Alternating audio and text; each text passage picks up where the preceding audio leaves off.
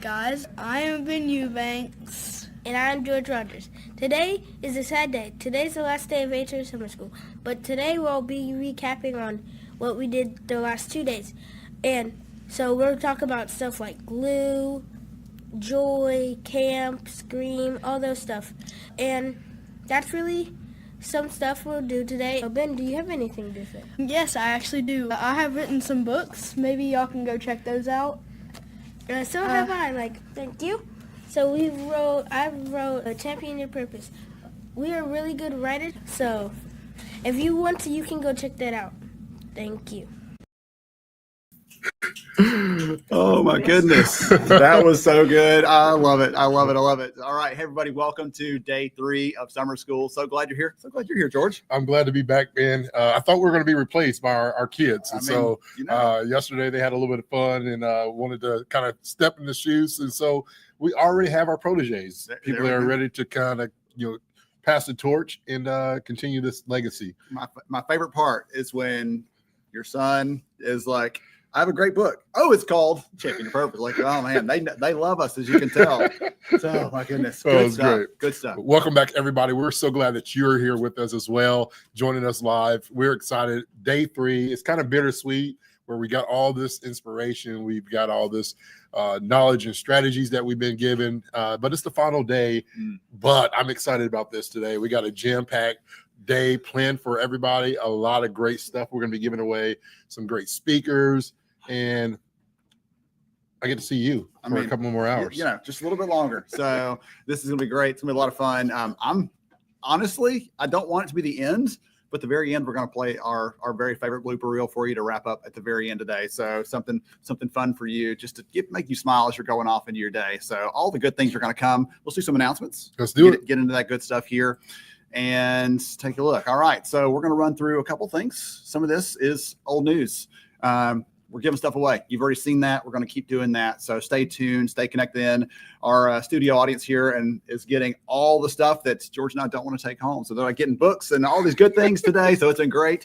We'll be sending out, we'll share Sherman HRCI credit information after the event at the very end, and then live stream. Just like yesterday, we found out that things are sometimes wild with the live stream. So they're approximate. We'll try to keep to that as best we can to make sure you get around and back to your day. So George is going to be at SHRM. SHRM. I'm excited to be there. Joining me in San Diego is going to be a lot of fun, partnering up with iSolve. We'll have some time on the booth. I'd love to get one-on-one chats with some of y'all, get it on video, but we're also going to have a meetup and mix and mingle. You'll want to be there. It'll be fun. All right. Shirts, notebooks. I had to find my shirt. It's around here somewhere. I'll put it on for one of the sessions. I'm wearing my ranch dressing of HR, employee belongings, the ranch dressing of HR, in honor of our friend Amy Mosher, who shared that with us before, and it became a shirt quickly because it was so relevant. Scan the QR code that's on the screen right now, and it'll lead you to where those shirts are. You can get all the past shirts, presents. It's all our goodies that you can find there as well. All the good stuff. Excellent. And then we had so much fun going through and looking at all of these comments, all the feedback, everything else. It was great. So some of the things that really stood out to me, obviously, I always go to one of our veterans of HR Summer School, one of our award winners, Kenny Dang. Just all the notes there. I love that there are some that was Phil Laurie, had some things that was spit out, very detailed. And, even Jeff, I don't know if he's on here, he's not on here, but Jeff, there's a couple of people that made acronyms of our names. I know. And so we got people that are in HR Summer School that are trending for data. Then we got some people with acronyms. Those are things that touch my heart. If it ends today, I will know that I made one person out there great at acronyms. Don't feed the beast, okay? he's got enough. He's good. No moss. All right, we're good on that. Again, thank you to all of you for chiming in, for sharing. When you're sharing what you're learning, you're helping those around you in your circle, and that's what summer school is really all about. Educate, connect, inspire. That's a big part of it, and so we're all helping to do that. So today we have great content sessions. It's so funny because I was prepping for this. I realized that almost all the sessions today I'll get to comment on because George is going to be the one doing the interviews. So I'll get to speak up on a lot of those and chime in, and weirdly excited about that. So it's going to be a ton of fun. You have this self-leadership masterclass coming in. We gave away a bunch of tickets to that yesterday. And so today, what we're going to do for a limited time, QR code's in the top of the screen there. This is typically $199 for this masterclass. It's based off of my book, Champion Your Purpose. And this is a self-leadership guide. So if you know anybody, you yourself that's saying, hey, listen, I want to learn how to really lead myself. This self-leadership class is mastered off of 4 questions, which are in the book, Who Am I? Talking about identity for yourself, but also in the workplace. What do I want? Where am I going? Who do I want to be when I finally get there? So this is a great 90-minute session. But for now, for all our HR Summer School people, we're charging just $25. QR code there. You can scan it for more information. If you can't scan it before we move on to the next screen, hit up Jill, events@lhra.io. We'll get you we'll get you more on link. Excellent. So George and I do this virtual thing on stage here, but we also do a lot of things on physical stages. And so he and I both speak separately. This is actually a picture, George. You and I were standing here like, wait a minute, we do this all the time? Yeah. We've never done this on a real stage before. And so last fall we had a chance to do that. And the response from the audience was kind of what we hear from many of you. Like, it was fun to see the back and forth. It felt like it was a little bit spontaneity, and there always is when we're in the same room. So great session. So if you are on a volunteer committee helping program an event, or you need anyone to come and bring some of that energy, that excitement that George brings to the table, the data nerdery and the inspiration that I bring, either one of those or both, we'd love to have a chat with you. Ping us and we can give you some more details there. Summer school lunch breaks. We had several people sign up yesterday. We have some great groups we're already working with. We appreciate each and every one of them for being a partner. And again, same thing. If you're a volunteer leader and you want to get your local area, your city, your region, your state plugged in there, you're welcome to. We're going to give a shout out one moment really quickly to our sponsors. You've heard from many of these so far. We'll hear from a couple more today. I'm so excited to hear from John Hanson at Atana, because he has a heart for people, and it's going to come out in that conversation. You're going to really enjoy what he has to share there. And we appreciate the sponsors helping make summer school possible. And as a special kind of surprise for all of you, we actually have a friend of summer school waiting in the wings, ready to join us here for some words of wisdom. Right? Yeah, it's kind of like a commencement inspiration. Every year we have somebody start us off, and last year we had Greg Hawks. He's a fireball in himself. But we're going to bring back somebody that they already saw because we want to stick together. Yes. And she brought in an acronym to help us stick together. So we're going to welcome Carla Maria Scott, our good friend. Ladies and gentlemen, I want to see some applauses in the chat. Get some hearts, some love, some emojis. Let it flow right now as we welcome our good friend Carla Maria. And here, how you doing, Carla Maria? Welcome back. Hello. Thank you for having me back. Awesome. Well, your session really stood out to a lot of people, and I just want to ask you, if you would, to really just kind of share just something that's on your heart, and give us a commencement, because I think, when we finally met in person, it's something about meeting our alumni in person. Like we see it in the chats, and I love it, and it means so much to me, but it's that connection that we have when we come together, and to see and feel your heart and soul for what you do and the people here. It meant so much to us. And so I want these people to get a double dose of you, because I feel like they need that. So if you would just share just a few minutes. Yeah, well, thank you. So, I think as I had to think about what would I want people to take away from this, and I think about all the energy that is HR Summer School, but also HR in general, it is, lean toward the possible. So much of what we think HR is compliance, and it's don't do this and don't do that. But the reality is, so much of what we do is making things possible for other people. We make careers possible. We make growth possible. We make it possible for people to care for their families, right? So we as a group, we lean toward the possible, and we do that so much better when we do it together. I think about during my session when Ben said, "What does GLUE stand for?" And at the time I didn't have an answer, right? I was like, I don't know. But then as I was watching, everybody came up with their own definitions of GLUE, right? There was grow, learn, understand, encourage. I think Jennifer gave us that. Somebody else gave us giving, learning, unleashing, empowerment. Somebody else gave us giving lessons, ultimately educating. And for me, that really represented the power of co-creation. When we lean towards what's possible, when we think about where are we going, but then we hold hands and we figure out how to get there together. because all of those answers are right. All of those things are what glue can mean to you, to your organization, as long as we kind of work together. Ben said something interesting in the session before mine where he said, sometimes it can feel like managers are working against us. And, and sometimes it can feel like that. But what if we extended our power of co-creation to our managers and our senior leaders? There was a time when I ran internal communities of practices for our managers. And what made it so magical was that my HR team was right there in the room to answer questions on how not to get us sued or on the news. But I also had our senior leaders in the room to answer questions, to explain the why, to make sure that everybody got it, and to have that exchange and dialogue. And so what if we started imagining what's possible for our companies and for our employees? And what if we co-created with managers and senior leaders and HR together to try to get there? We are going through so much change. There's so many things that we're leaving behind. But in leaving things behind, there's something that we can move toward. And so I just encourage everyone to be thinking about, like, what can we do? What is possible for us from this point on? And how can we move together to co-create what that future can look like? Awesome. Carmen, you spoke up something that somebody put in the chat. It's something that I always say: we win together, never lose alone. And so, the fact that, one of the first things you said is lean towards the possible. We don't have to necessarily run, even if we just have a little bit of momentum, because I think at times the community, some of us can be drained. We don't have the momentum to run towards. We don't have the momentum to really walk towards it. But if we could just show some forward leaning towards that, what that means to me, Carmen Maria, is that you exemplify everything that you speak.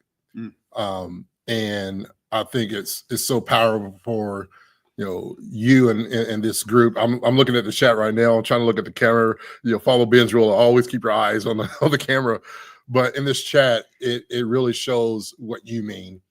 And that's why this year, Carmen Maria Scott, I know that I wanted you to come here for the commencement, but I really wanted to come here and let you know that today you are the 2025 HR Summer School Community Award winner.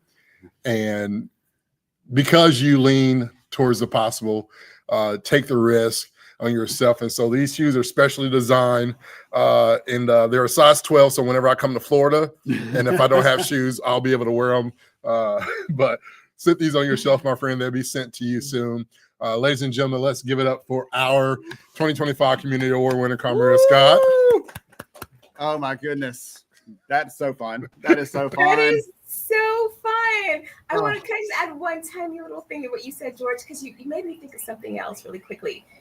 Don't forget to lean back and reach back, right? Because so many of us are tired, right? We are tired, but at different times. So let's remember to also reach back to pull each other up, right? If we get tired and worn out, the joy of this community is care for each other. So if we can remember to do that, that'd be amazing. But you two are amazing. I am so honored to be your friend, to call you all friends. This is amazing. Wow. We're really proud of you. Thank you so much for what you do to lift people up, the podcast, everything else that you're sharing out there. You are a big part of the glue that's helping us to be better as HR leaders. We appreciate you so much. And we're gonna move on our agenda, but we wanted you here to surprise you in the best possible way, because you have lifted everybody else up. We want to do that, a little bit of that blessing to you. So appreciate you, Maria. Thank you. I'm gonna go weep off camera now. Thank you. Love you, my friend.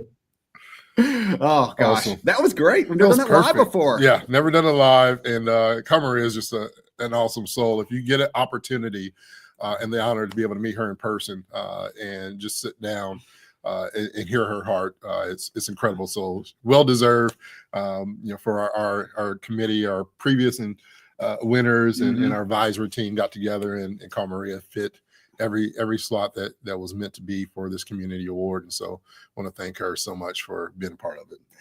Excellent. So, man, let's dive into some good stuff. We're right here for a little bit over time, but not too far. And so let's get into some fun conversations. We've got some great sessions today. And as you've heard all along, there are these fun connections that tie these topics together, and we're depending on some of you to help bring that to life in the chat. So you hear something really cool from Joe, who's going to start us off today. Joe Walsh, one of your friends from the Arizona Diamondbacks. Arizona He's the Diamondbacks. VP People and Culture for the Arizona Diamondbacks. This organization does a lot of good, not just as an organization, but in the community in the state of Arizona. So get to hear his heart and passion for people. Excellent. So we're going to jump in with Joe, and then we'll come back here. We have John after that. We have some great content and sessions. And here we go for day 3 of summer school. Hey, this is George Rogers, and I'm excited about this conversation. Just a short, brief introduction to Joel. He became a good friend of mine right after the pandemic. I had the opportunity to be in Arizona and part of a conference with a good friend of ours, mutual friend of ours, Ryan McCarty. And afterwards, we became great friends and just mutual cheerleaders of each other. Although there's a brief little separation, we'll talk a little bit about that separation, what the friction is in our relationship, but we love each other through it. But Joe, introduce everybody to what you do and what you love to do the most as well in your workplace. Great. It's great to be here, George, and thank you. My pleasure. And you're all in for a great ride with George Rogers. I know that. So for me, I'm an HR practitioner going on about 28 years or so now. I did not start this way. I went to school to be a CFO. I have 2 degrees in finance and accounting. And after trying Silicon Valley in the finance accounting space, I felt great and made great relationships and connections, but it wasn't enough for me. And I saw this thing called personnel way back when, and then it was called HR, and we call it people and culture now. But I saw this in the factory I was working as a financial analyst in, as a 21-year-old young man. I saw it not being done very well, and I got really curious about what this function in a business meant. Did it mean planning parties and events, or doing onboarding, or going to when you're in trouble, like the principal's office? All those things were kind of in the suite of it, but I saw a real void, a real lack of connection to people and relationships, and real curiosity around those factors. And that's what led me into this career. I'll say I'm a self-taught people and culture professional. Didn't take one class in it. It's kind of like learning a new language without going to school. So kind of learned on the fly. My first rotation was at a high-tech company in compensation and benefits. And then I learned a little bit about international HR. I learned a lot about training and development, and I rotated into employee relations, and then spent some time doing data and systems. And at that point, I really learned that, hey, to be a good HR generalist, people and culture generalist, you got to know all the verticals. You got to really spend time in each of those rooms, understanding all the different specialties of human resources to become either a vice president or a general manager of this function that we know and love. So that's a real fast version of how I got here, but this is not what I intended to do coming out of college. Yeah. And so the friction between Joe and I is I became and it's part of my life, Joe. My dad was a huge Cincinnati Reds fan, and I wanted to create some rivalry. So I cheer for the Chicago Cubs, of course. And you are now the VP of People and Culture for the Arizona Diamondbacks, and have been for quite some time. I want to jump right in about this all in creating a team where everyone excels. One of the things that I love about what you do is not just about the players, what you're doing, and as an organization, Arizona Diamondbacks, being able to see it firsthand and be a part of that. You're watching your story over the last few years is it starts inside, but it's really creating that culture and that team in the community as well. Can you talk a little bit about your heart towards creating a team where everyone excels? Well, that's a big question, and kind of have a multifaceted answer. But George, for me, when I've worked for 2 other teams and a very large golf company, so most of the career has been in sports and some high tech, but I really think it's key and important to find that environment, find that culture, find that leader. Let's call him or her a president or a CEO or an owner even, who really believes in togetherness and people, and really spends a lot of time on creating a place where you feel like you belong, feel like you matter. There's a great book out early this month about the power of mattering. Matter of fact, that's the title of the book. not going to endorse it, but the theory is people want to matter. They want to know when they're coming into work that they're making a difference, that they're being listened to, that their ideas are being asked for, that they're not in a meeting and they're just ignored, or they say something and you move on to the next thing without it being acknowledged. This whole idea of mattering goes right into the culture. And so there are plenty of cultures, I've worked in them, where the mattering and the creativity around showing up to work like you belong, where that's missing. And it's not missing here. I've studied this place for many years before I got here. Ken Kendrick, our owner, Derek Hall, our president, CEO, my boss, they lead with us every day. I mean, they're exuding it in the hallways. I just had my weekly update with Derek at 9 o'clock this morning, and I'm still energized by how he feels about it. So you need, like in any company, you need buy-in from the top or the tone setting from the top, but it needs to be kind of a 24/7 deal where you are all in and you're talking about culture. People feel like they matter, they belong. That's any position. That's from housekeeping to a vice president of marketing and everything in between, right? It's just everyone feels like they matter. And that goes right into how we recruit and how we develop and how we retain our employees, which we call team players. We don't even use the word employee here. Everyone's a team I player. love that. I love that. I love that. Yeah, it's you talk about feeling that sense of feeling seen, feeling heard, and in a meaningful and actionable way, right? It's not just performatively where we're just checking in and you're seen, feel, and heard because of your performance. Really focusing on the authenticity in recognition and feedback and belonging is really what I hear from what the Diamondbacks and yourself.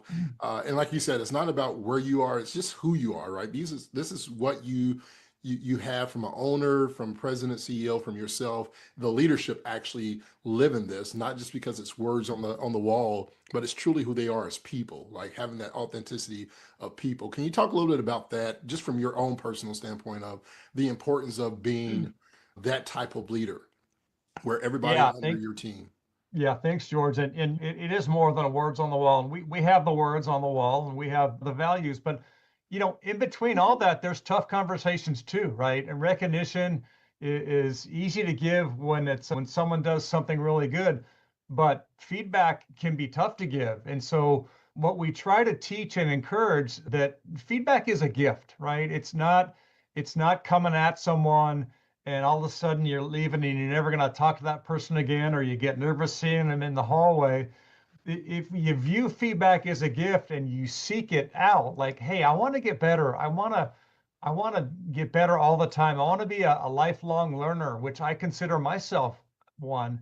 You don't have all the answers. And so when you're seeking answers, or you want to see, hey, how was my presentation? How did I do? How was my the coursework or the syllabus that I built for my leadership academy, which I run here, always seeking feedback. And so we do surveys and we do engagement surveys. Not a lot. We don't survey people to death, to coin another term, but we want to know how we're doing at all the times. And we have once a month, all team player only meetings where we get together and we have a full agenda. We have employee trips, baseball. Working in sports, I have an advantage because, especially baseball, because we play 162 games a year. And so someone's always talking about the game last night. And so how that game went, we won last night 5-0, but we lost 5 in a row leading to that point. So the culture can kind of go with the team.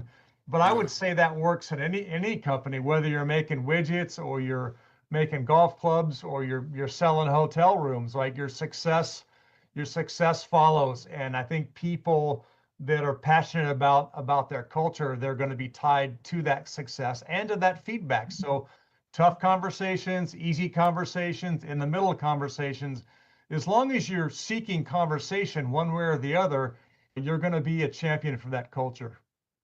You said something that I've been keeping it in my mind. Feedback is a gift. And that's such a powerful statement. And I want to encourage everybody to write that down, because when you think of feedback, it's kind of like change within the workplace. If you mention the word, hey, we're going to change, you have a statement like that, or feedback, a lot of people naturally think something negative is about to happen. Hey, we're going to sit down for a one-on-one. I'm going to give you feedback. Or, hey, we're going to be changing some things. And we're thinking, change is so uncomfortable, but really feedback and change is what the leaders embody. If I know that Joe is a great leader, and whenever he's going to give me feedback, I understand that feedback is a gift. Moving forward, I understand whether it's a, hey, this is some constructive feed forward where we're going to have to learn some things to get better, or hey, George, feedback on what you did very, very well. Either way it goes, I know that my leader supports me and is trying to help me. We did a research study. One of the things that really stuck out to me was employees that are happy with their job currently, that are currently happy with their job and their position, are 2 times more likely to say that their leader helps supports them and recognizes them for their performance, right? They have that feedback. They have that gift that you were talking about. How are we able to measure success? You talked about success in that same statement. How are you able to measure success and what that looks like? And are there metrics that align for with the growth and the well-being of a team member that's looking to excel? Yeah, and that's great. Another great question, and one I don't have an exact answer for. The area of people or HR metrics has always been a difficult one to me because I think putting what we do in a box, and I know what gets measured gets done, and all the sayings there. You look at turnover ratios, you look at time to fill on the recruiting standpoint, you look at retention. The classic HR metrics they're good. They're good, but I don't think any of them mean a thing if you're not connected to the people. And how do you measure connection? Here's one way we do it here, George. Like when we encourage a lot of one-on-ones, right? Everyone's got a supervisor or a boss, and we encourage you do that once a week. And what we do is in that one-on-one, it's about connection. So we want the supervisor to ask about your family, to ask how are you doing? How is the health? All this and that. It's not to be nosy, but it's to establish that connection. I think at any point in time, I could blow into one of my employees' offices and say, how you doing on that deadline, right? But the one-on-one is going to be 30, 60, 45, 60 minutes of just that connection. How are you doing, George? How are your kids? How many thousands of pairs of shoes do you have in your closet? I know George is a shoe guy, but my point is it's personal and it's connected. And I think if you look at the studies and the data, I don't have any sitting in front of you, but the people that stay around the longest, there's a metric right there. Time in a position, time in a job, how many promotions, what intern has made it all the way to the vice president level at the same company. We've got 5 or 6 of those people that started here as interns 26, 27 years ago, and now they're vice presidents running large verticals within this baseball team. So there's a metric in there somewhere, but it doesn't happen without that constant, that one-on-one or that update meeting, that it's very personal, talking about how you're doing. Now, let's say the employee doesn't want to get personal or divulge that. Well, that's okay too. But I think the whole key to all this, to this trust building, is around vulnerability and how you're doing. And I think people that want to come into work, and my gauge with that person coming on my doors, how do you feel driving into Chase Field where we play baseball, where our offices are at? Do you feel miserable, or are you excited, or is it somewhere in between? And if you're miserable, let's talk about why. And if that still continues, let's talk about a different answer, maybe for your career. Maybe it's not even here. But the organization will bend as much as we can for the employee. But at some point, you got to buy in and be all in with what we're all about here at the Arizona Diamondbacks. Yeah. I love that, Joe. Just to wrap up, and I want to give you one final question. I'm going to ask you just kind of give something encouraging to our audience as well, just kind of encourage them, inspire them. But we talked about making sure employees feel seen, heard, having some meaningful. We talked about feedback is a gift. One of the things that I really love is that once you have a team where everyone can excel, one of the biggest things that I feel there's a value in is something that tugs on my heart, is that a healthy leadership creates a healthy leadership culture. And then once you have that team that is excelling internally, it breeds for great things externally. Can you talk a little bit about, just briefly, about how employees understand what they do, but they also have a sense of purpose on why. And specifically, where I'm getting to is a community impact that y'all do. It's not just something that Arizona Diamondbacks do. You're doing community impact all over Arizona, and that's not a coincidence. It's because there's healthy culture. People want to be involved and do more, not just internally, not just for your clients and customers, but also for the community. Yeah, and that's another great one of the five key pillars of our circle of success is community impact. Okay. Here at the Diamondbacks, and we're on the doorstep of $100 million raised and granted in the state of Arizona. So it's 93 million. We're gonna hit $100 million this year. Wow. So that's a great metric, but underneath that metric are the things that we do, whether it's building a ball field. I think we've built 48 or 49 ball fields in the state of Arizona, where we go and not only do we put up the scoreboard, but we'll renovate the field. A lot of times it's an old field and we're helping with the grass and the lighting and all that kind of stuff. Or we're going to go to a school and paint the classrooms or stock the library or have a shoe drive for the kids or outfit kids with backpacks and pencils and pens. All that stuff we do, all the 450 employees here are team players have a chance to do all that. We give one day of PTO or leave every quarter. So 4 days a year where you can go do something in the community. And generally it's with one of our causes, with what we're doing in our community impact department led by Debbie Castaldo, who's been here for a long time. But with that $100 million we've raised, there's all kinds of opportunities to do some really, really great things and to feel your cause. So not only you're coming here to doing your job to make money and pay your bills, but you're giving back. You're giving back to Maricopa County. You're giving back to schools on the west side, on the east side, schools on Native American reservations that have next to nothing. We're out there supporting them. We're giving the employees the time to go do that and the ability to tell that story it's on our internet or online or a blog or whatever. It's really a key part. Every baseball team or NBA or football team owner is going to say, we're more than just a team, we're about the community.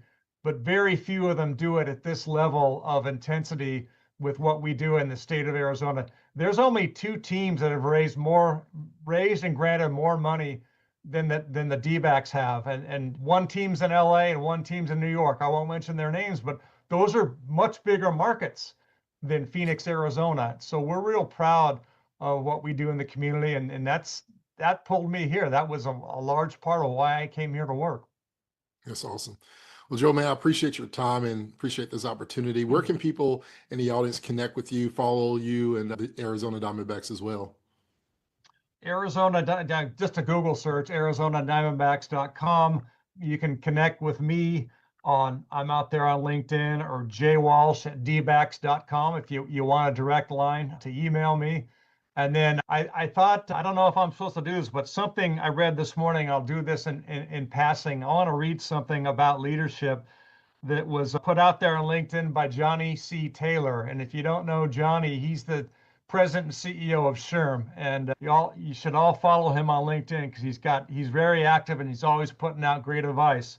So Johnny talked about how to lead an organization with empathy. And one of his 4 buckets there was this: a focus on relationships. And Johnny says, leaders who focus on building relationships, offering mentorship, and recognizing achievements make their employees feel seen. This cultivates trust, respect, and productivity. That's what it's all about. It's about leading people, modeling behavior, mentorship, curiosity, all kinds of words in there, but it's really, really awesome. And I'm glad you're all heading down this path. Awesome. Thank you so much, Joe, man. I appreciate you, my friend. All right, let's pop that back up on stage. Good stuff. Oh man. So I love Joe's shares around some of the stuff they're doing in the community. I know that speaks to your heart of not just doing good in the business, but doing good more broadly.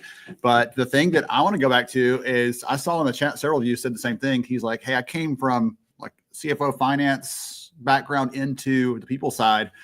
And I remember one of the most insightful conversation I had on the podcast a few years ago with a gentleman who had made the switch from a CFO to a CHRO. So from the finance to people side. I said, what's the biggest difference between those two kinds of work? I'm kind of curious. I've never made that transition myself. And he said, I found out that it's really easy to reconcile numbers. It's hard to reconcile people.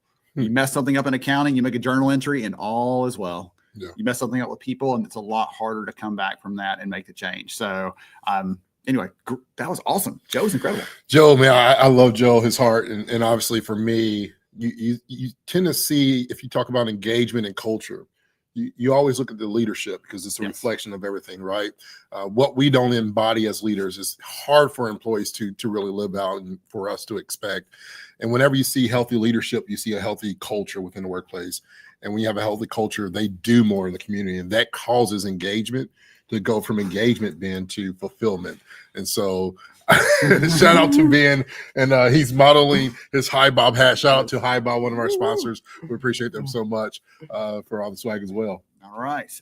Excellent. So, hey, perfect timing. Really quickly, I'll answer this and then we'll jump to John's conversation. So, book recommendations for HR. We get that question a lot. I've mentioned a couple of books and sessions with other speakers. And so we actually have a link to that. It's going to be, it should be on the actual page you use to join the live stream today. That Summer School Live 25 page. There's a link there to that Amazon list, and I'm adding other books to it. But right now it has some of the books from speakers like that George guy. You heard his son earlier mention that book, and some of the other ones in there. So some of the books from our speakers and their recommendations. So those are going to be on that join page that you use to get into the event today and every day this week. All right, let's get in here with John Hanson from Atana. They're one of the sponsors here. But John, as I said earlier, he has a heart for people. You'll hear that come out in the conversation. It's so fun because he actually talks about being like a lifelong learner too, which ties back to what Joe talked about. I don't want to let any more go there. Let's get into the conversation with John Hanson from Atana.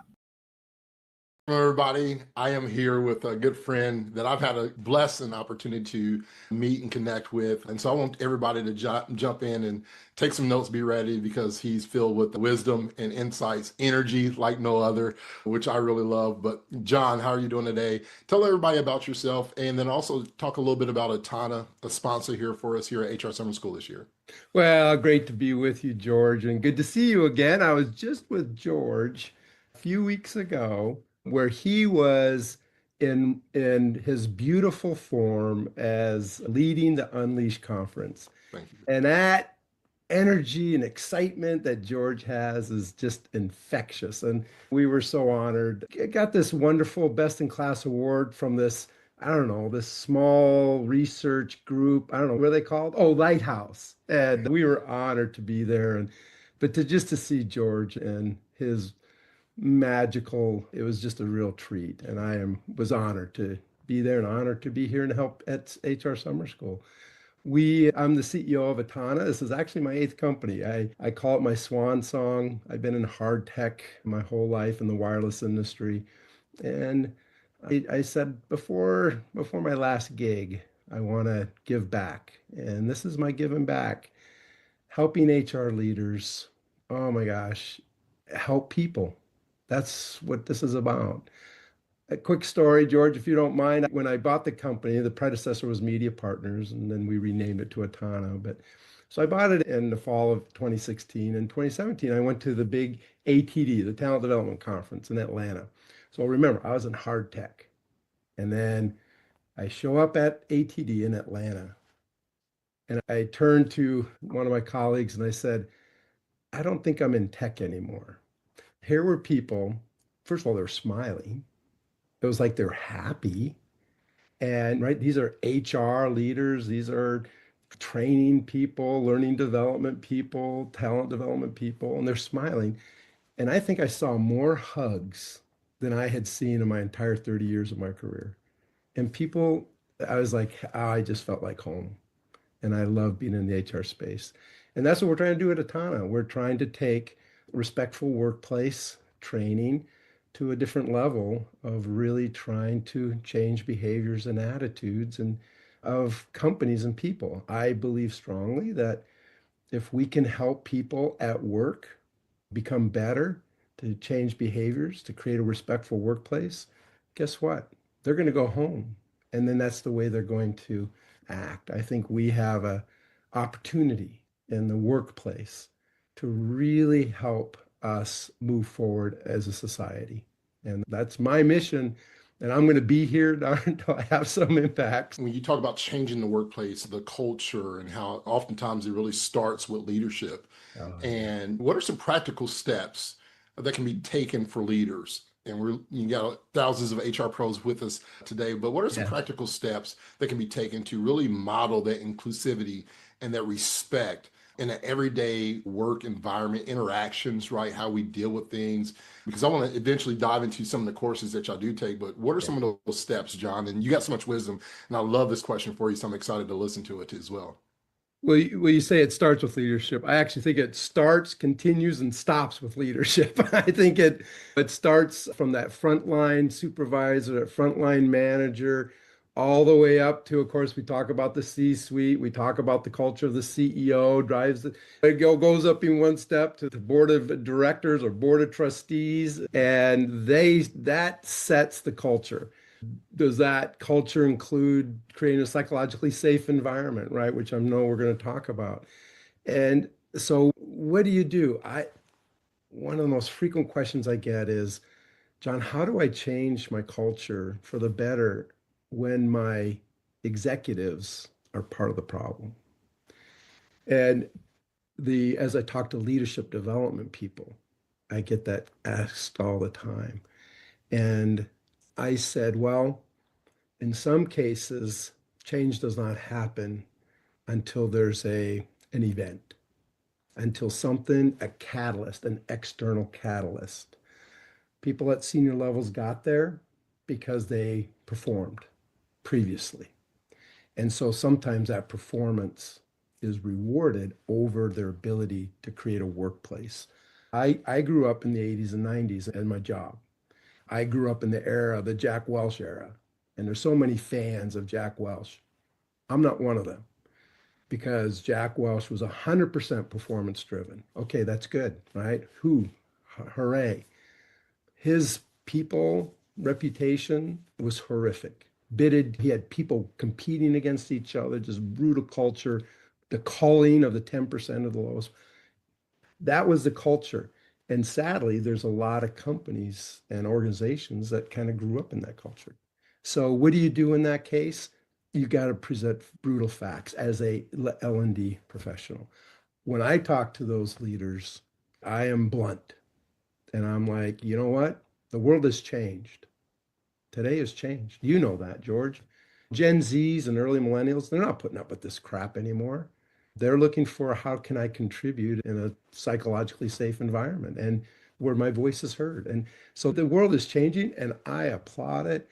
And for the HR professionals today, hang in there because it will change. And if you have even one or two stars on your executive team and the managers in the middle, they drive culture as well because they can speak up. And do they tolerate it? Does the HR people tolerate this stuff? That's what's got to change. And that's what we got to do this together.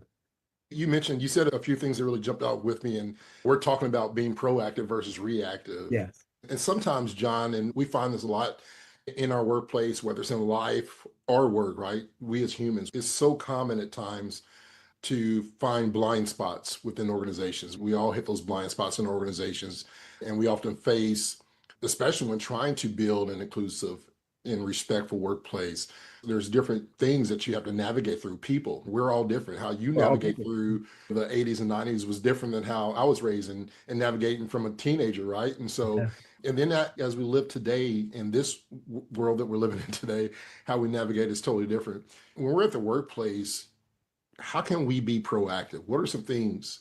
What are tools? What are some development that we can do? We can talk about soft skills, and sometimes soft skills are hard skills for people to really manage. Yeah, soft skills are the hardest skills, as I like to say. Yeah.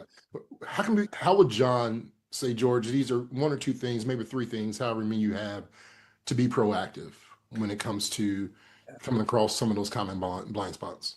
Well, and first of all, is to understand and appreciate the blind spots, even our own blind spots. right? I'm an old guy and I'm still learning about myself. I'm still learning about my blind spots. And one of the things that I have is a inclusive, respectful workplace at Atana that embraces people speaking up. And sometimes I'm going like, okay, maybe we're going a little too far. As they're sitting there having the Bash John meeting, right? And we all start laughing. And I said, I think I'm going to take my cookies and go home. But having that vulnerability and exposure. However, so understanding your blind spots is key number one. Understanding the blind spots out of a team is another key. And then understanding the blind spots of a division or a department. You have to understand and see those blind spots. That's number one. Number two, for HR professionals, I hope you always hear about managers who walk around. Well, we're on Zoom now, right? So it's challenging that way, but you can still be inquisitive and listening. I love and I model asking people about their stories. I mean, George, you have an amazing story, right? And you want to share that. Well, for HR people, learn about your people. Go when you're going out and visiting departments or you're having a Zoom call and you're just kind of saying, hey, you know what? We haven't heard from you, Sarah. Tell us. Let's just take a little minute and just tell us about it yourself. Learn about your people. Everybody's got a story. And then guess what? People start feeling like they're included and they start feeling like they belong and that they have a voice. We have an amazing customer, large customer. And she says, John, you guys give voice to the voiceless. And I was happy to hear that, but then I was saddened. Why do those people feel they didn't have a voice? So how can you model to give people a voice? Matter of fact, I would seek out, and I do seek out, those individuals who are being quiet, they're not participating, they're not voicing something, either in a small group or even individually. Make a note and then go out and talk to them. Now, some of the HR people here they got thousands and thousands of employees, and they're like, that's not practical. It is if you actually train your people and you train the managers and you're talking to them, you're modeling it, and then you're saying, go do that. That is the beginning of a culture of belonging and inclusivity. When we talk about inclusivity and belonging, we're talking about people that feel like they're safe at work, right? And so that actually changes the culture, even if your top executives aren't really supportive yet. Well, heaven's sakes, you can be that catalyst for change. Yeah. You opened the door, so I'm gonna walk in here. We're off the record. The questions and all the things I had in my mind before. For Wait, we're those off who the are joining record? in, we had a conversation before this. It's and just for our we should friends at record HR Summer Yeah. School. You talked about safety, you talked about belonging. Yes. And we talk about belonging all the time, right? I'm passionate about that. Yeah. The psychological definition of belonging that we do in our research is I feel accepted, respected, and appreciated. So I feel Yes. accepted by John, my leader. John also respects me for who I am, where I am, why I am, and what I am. And he appreciates me. And so I find a connection, not just what I do for the company, but why I do it. So now I have a sense of fulfillment and purpose. But let's talk about the thing that's not talked about enough. And I'm diving into this, John. So I'm very new into this thought of psychological safety Oh, yes. at work. Yes. Psychological safety at work is the essential definition is the belief of an individual that they won't be punished, right? They won't be humiliated. They won't be devalued for expressing ideas or questions or concerns or admitting mistakes. There's a sense of vulnerability that I have the psychological safety to do or say and speak respectfully to John without feeling embarrassed or rejections from that, right? And so there's the fear, the psychological danger is fear of making a mistake. It's blaming others. It's less likely to share different views. That's the danger. It's keeping the common knowledge effect. Psychological safety is I feel comfortable. Can you talk about the work you're doing? And because the more I dig into what you're doing and I talk and share about Atana to other people, bring it to these two words, psychological safety. If you bring Atana into your brand, it helps develop your leaders, but it also creates a safe environment for your employees through the training and the courses. Am I right, John? And what's your heart on that? And how do you? Well, so it's yeah. So, matter of fact, at the ATD conference in Washington, D.C., Dr. Amy Edmondson was one of the keynote speakers. And Amy has written blogs for us. We're huge supporters of her, and we're follow her 4 tenets. And I mean, in our results that we provide to customers, we have a whole tab on psychological safety that shows, okay, here's how your people feel in the regards, right? Which is so Amy calls psychological safety the shared belief of a team. It could be a company, but it could be down to a team that it's okay to speak up. It's okay to ask questions. It's okay to take risks. And it's okay, to your point, to make mistakes without fear of repercussion. Now, some people say, well, psychological safety is just throwing accountability out the window. No, you still got a job to do, but do you feel safe? But now, are you also open to receiving somebody else's comments and questions and observations to improve? So to us, psychological safety is the beginning and the end of a respectful workplace. If you really dig down to it, if I respect you, I will not do some of the stupid things that happen in the workplace. Sexual harassment. What's sexual harassment? What about harassment? In general, what about harassment? The whole argument against diversity and inclusion. Okay, well, that's because I want to feel belonging to my sense. At Work Human Live, there was a panel just 2 weeks ago that talked about if you have a culture that migrates into us versus them, you've lost because it's us and us. It's like, how do we work together? Because you parse into that and you dig it down. And Amy, Dr. Edmondson says, it all comes down to psychologically safe. We had a customer, just an amazing story. And it was a mid-sized East Coast retailer. And they had some issues with sexual harassment. And so, but anyway, people self-select when they buy a Tana because they're looking for something more. They're not looking for just, okay, how do I pass the law? How do I keep the lawyers happy? Blah, blah, blah, blah, which is what we've been doing for 30 years. So we do one of our topical areas is sexual harassment. So anyway, so they selected us and we went in, and then we are able to dive into the behaviors and attitudes and help them. One of the things that we empowered the people was to speak up. And now, interesting thing is that when you deploy a Tana, your claims are going to go up. Your complaints to HR are going to go up. Well, is that good or bad? From the lawyer perspective, that's bad. Okay, no, let's just keep the status quo, the mediocre performance that we have. And so, but it goes up and then it comes down sharply. And so anyway, so this retailer, they had some issues, but they couldn't figure out what the heck was going on. Why is this culture ingrained? Because the executives were very respectful workplace. So, well, after our stuff and after us showing the results, the people, not our system, the team in 5 different stores actually came forward and they spoke up, and 5 store managers were fired. And the change in that culture literally overnight. Wow. Because they took action, they got rid of the problem, and they felt like they could be heard. And and it's still 2 years later is paying huge dividends. Yeah. Now, because what do they have now?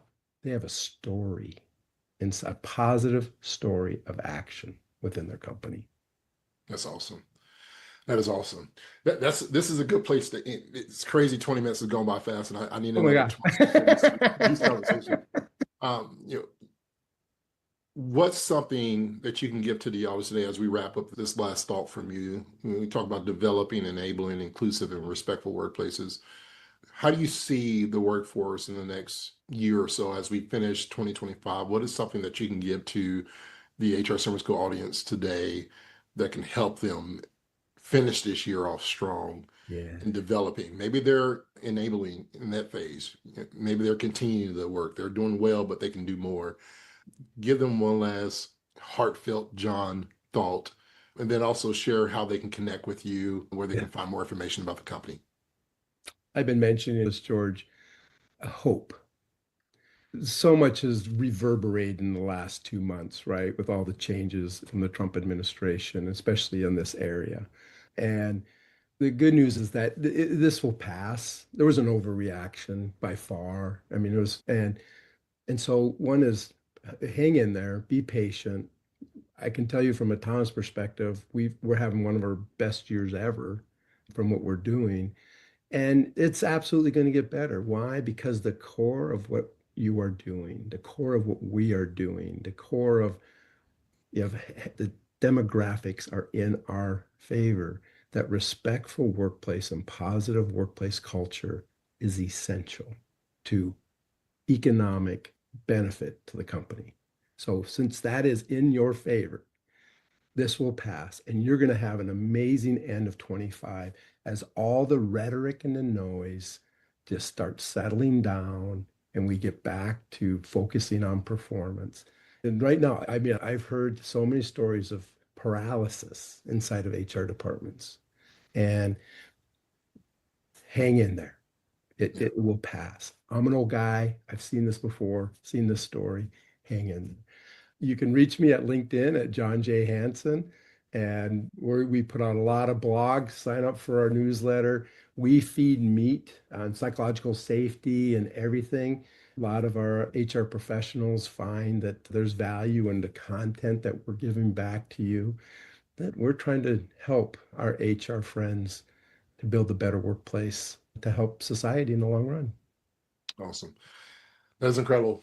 Well, I appreciate you, John. Thank you so much. For more information, make sure you connect with John on LinkedIn. Also, you can visit atana.com, check out their website and the work that they're doing. And as a reminder, my friends, as John said, it won't be like this always. It too shall pass. This too shall pass. This too shall pass. Thank you As so long as much. we have George and Ben and George's smiling face and his hope for joy, George is a beacon of joy. I Thank you. like to say that. George Thank is a beacon of joy. So thank you much. All right. So George is a beacon of joy. John had no idea we're going to have a speaker talk about joy specifically. And so to me, that's so much fun to see those things come together. He's giving hope. We got joy. We got all these good things here that we need to be able to do this work. Yes, there's plenty of tactical, tangible things. We're gonna cover some more of that in just a minute. But those pieces of it I think are so important. And what's wild to me is you don't know what's coming next. Yeah. We're about to have Lance Sapera up. He is a gentleman that I respect so highly. And we were sitting there at John mentioned the Unleash conference. We're sitting there at this meeting and talking to these different leaders. And Lance says, you know what? We have a no text breakup policy. If you have the respect to apply for a job with us and have a conversation, we're going to give you the dignity of a, hey, listen, Sarah, thank you so much, but it's not going to work out. But next time, here's the opportunity for you, or here's what you can do to be better next time. But the respect and the connection on the human side is so powerful. So excited to hear from Lance. John, well done. I think the biggest complaint from the audience is like more Joe, more John. Yeah, I think more John. We need a Joe and John show. We'll get that together. That should be a blast. All right, I'm excited here. Let's get in with Lance Sapera. This will be our, and then after this one, we'll take a break, do some giveaways, and I'm sure we got some other fun stuff to talk about in the middle there. So hang tight. Let's get on here with Lance Sapera. Talk about hiring, recruiting, some of the things we can do better there. Even if you're one of those people out there listening to me that says recruiting is the last hat that I want to put on in any given day, Lance will give you some ideas and some hope that you can do that well and with humanity. And we know you're having a great time here at summer school, and I'm so glad to see all of you here. I'm excited to have one of our summer school alumni with me, Lance Sapera. He and I go back a couple of years, Lance, and he is a talent acquisition leader. We're going to be talking about hiring and talent and how to serve our candidates, how to serve our hiring managers, all those sorts of things. This conversation. So glad you're here, man. Welcome. Thank you, Ben. I've been looking forward to not just this conversation, but any chance we get to interact. Do you remember the first summer school that you came to? I can't remember if it was like 22 or I'm putting you on the spot a little bit. I can't remember what year that was for sure. I wore 21 just in case, but I don't know it was that far back. So yeah, my first full summer school was last summer. Okay. I had seen snippets and attended pieces. And so from, I think, 22 and 23, made a commitment to go to school the entire session last year, and I'm so glad I did. No cutting classes, Lance. Come on, you know better than that. So, That's right. so we're going to right. get into some fun stuff today. Before we get into that, tell the audience a little bit more about who you are and what you do, please. Well, I'm Lance. I'm somebody who believes that leadership and people matter. And so for me, the HR profession and specifically TA bring that together. And right now I have the good fortune to in both the responsibility aspect and the opportunity to lead global recruiting for Barracuda Networks. When you're, let's say, what's something fun about Lance that's not in your official bio? Something that would make the audience smile, maybe. Gosh, something that would be, they might get a kick out of knowing that I'm a grandfather. And so going to the playground and doing all those fun things that we did with our kids when they were growing up, and now a chance to do it with them in the parent role is just, that fills my heart. I think anyone out there who is a grandparent right now is like giving you the thumbs up in the audience, like the cheering, because that they probably agree with that too. So awesome. Good stuff. Well, again, I'm glad you're here. I respect you a lot and the work that you've done. You and I had a chance to meet a few years ago when I saw you at an event speaking. I said, would you please come say all those same things on the podcast? And it was honestly still probably my favorite podcast I've ever recorded with anyone. No offense to all our friends out there listening and who may have been on the podcast too, but it was so insightful, great takeaways, good ideas. And like you, recruiting is near and dear to my heart because I care about people and helping them find the right work for them, the right role, aligning that with the business, all those things. And so I want to start off with something that I think taps into that innate hopefulness you have, or for the people connection there, where we're in this world right now where you can go spend 5 minutes on LinkedIn. Every conversation's about AI and what it can do and how it's replacing things and doing all this other stuff.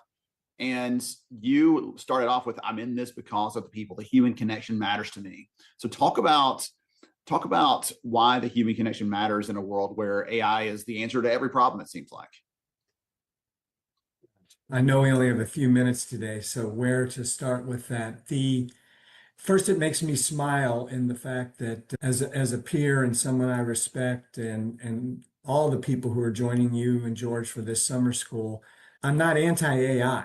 I definitely see a place for technology and tools to help us be better. But as someone who's had the chance to be part of a number of great organizations across my adult life, the common thread was great people. They're purpose-driven, committed to the work that needed to be done, committed to each other. And in many places, it led to not just liking what we did, but loving what we did and loving who we did it with. And so creating that kind of environment for me is where it starts. And so that human piece that in the case of recruiting starts with the recruiter, hiring manager, and recruiter candidate relationship. We have to listen, and tools can help us listen and record notes. In fact, my team is exploring that.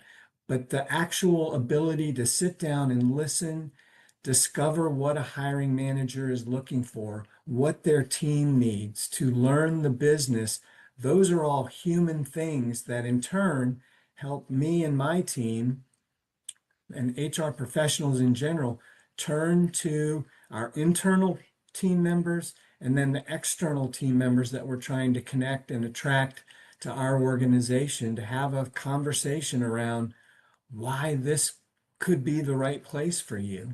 So that connection of understanding the business and listening for what a hiring manager and a candidate in the business are solving for, it all comes together for me in that people aspect.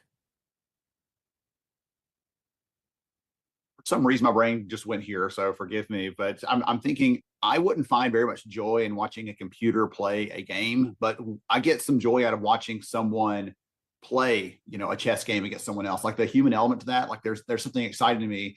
And you're hearing you talk about this, I'm thinking, in a world where we have meeting transcriptions and everything else, you can record anything that happens, and I can go back to that.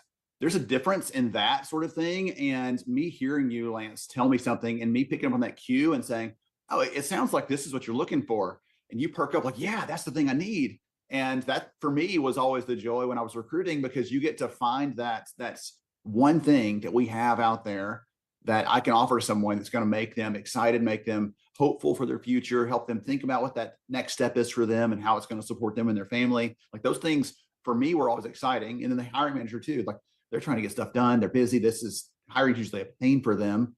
So if I get to listen to, hey, I heard you want this, is what you're looking for. We already have a candidate already in the pipeline we're talking to.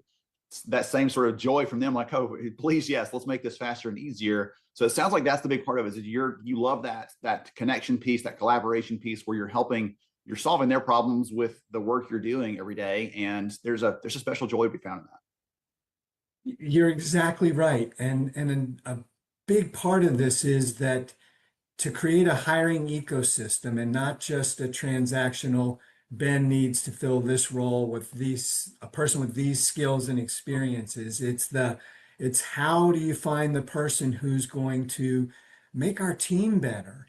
And because we spend so much time working together and working hard and committed, you want to do it with people that make you better, help you have fun. And when we can, is the example we're talking about right now, when we can find a tool that helps a recruiter listen that much better, and they're not busy scribbling notes so that they can come back to the hiring manager, but they catch that nugget and they hear something you say, and that's the thread that helps us reel them in, maybe not even for the job they're interviewing for, but because we know the business. I just heard him say something that says, you know what? I actually know a better role for you at our company. That's the humanness.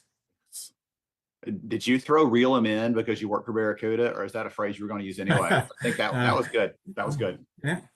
It wasn't intended, but I'm going to start using that more. You know what? See, because you're listening, you heard that. Okay, so if that's the vision, we want to create this more connected hiring experience. Talk about what it takes to do that. How someone who's listening right now, maybe they're an organization where hiring managers are like, just get it done, or right, maybe it's just never been a focus of theirs. It's just been trying to get through it. Any of those teams out there that are wearing multiple hats, that person's like, I got to take one hat off to just be recruiter for the day, and it's hard to do that. So talk about how to create some of those connection points, some of those more human hiring experiences where people feel heard, they feel seen, and feel respected in that. That's such a good question. And when we all have 1,000 things to do, hiring managers have 1,000 things to do.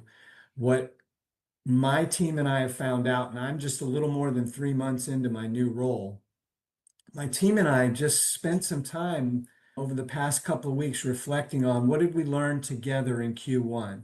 And it also included feedback from the business. And where we landed on were a couple of simple things that we can build an ecosystem from.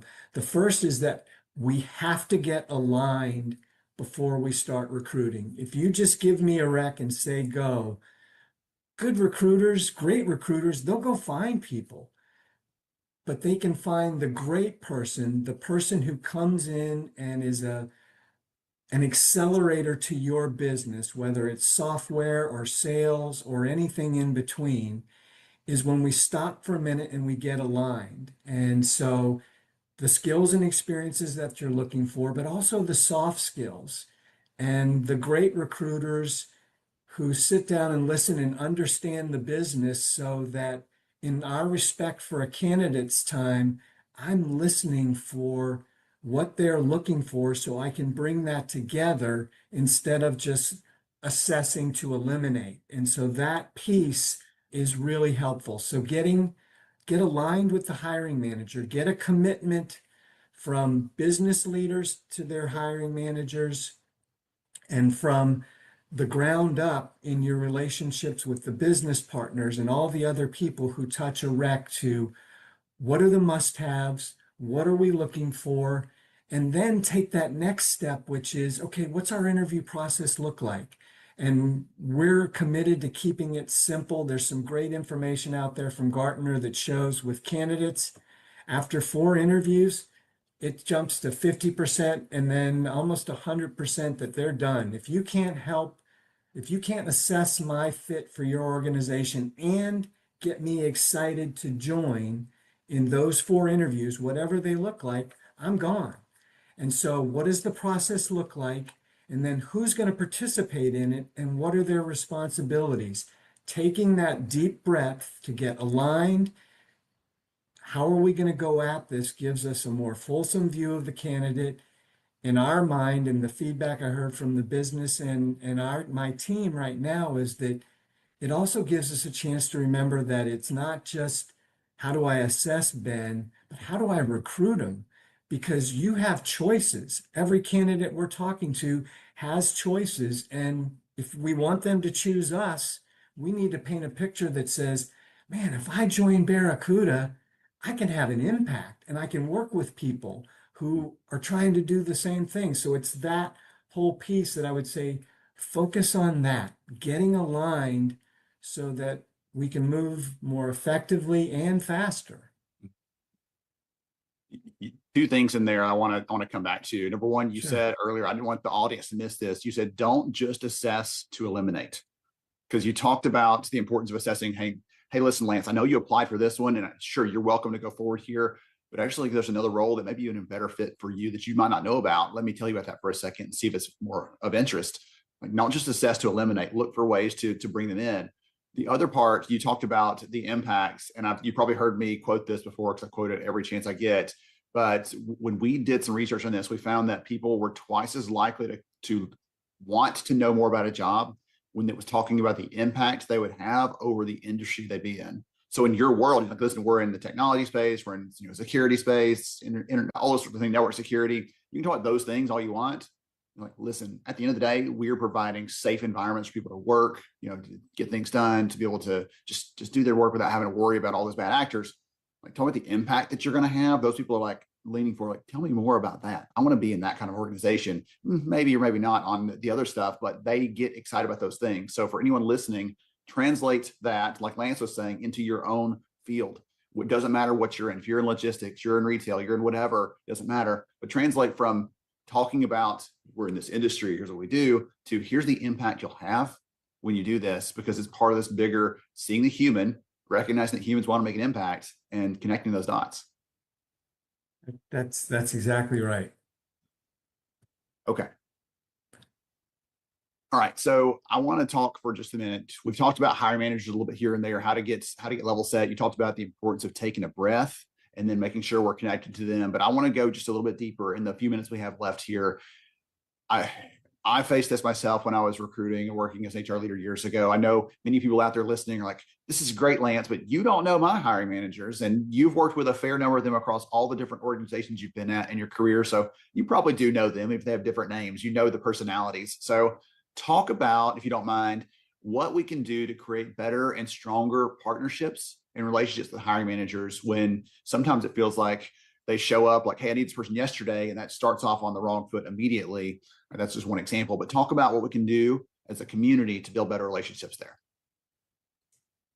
That's such in my mind, an important part of this is, I think, again, it comes back to the listening piece, is showing up with the hiring manager and listening for what they're really solving for, even for the one who is so busy, they can't even give you 15 minutes. Start with that. But in that first conversation, show up prepared.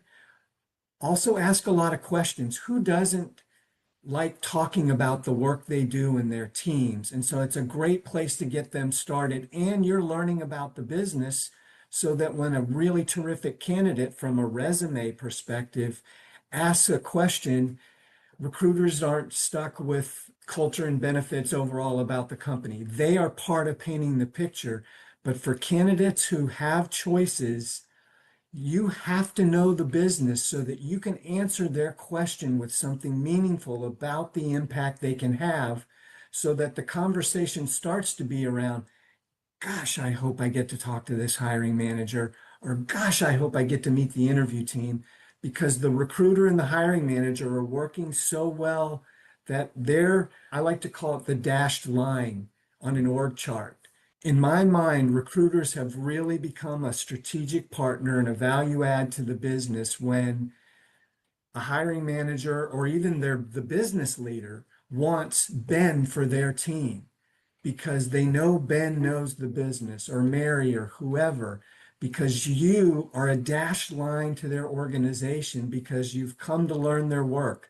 So if you're a recruiter or a TA leader and you're not getting invited to town halls, to QBRs, to strategic sessions with the business partner that the businesses you support are having, you're missing out on great opportunities to learn the business, build rapport, build trust so that they see you as an extension of their team.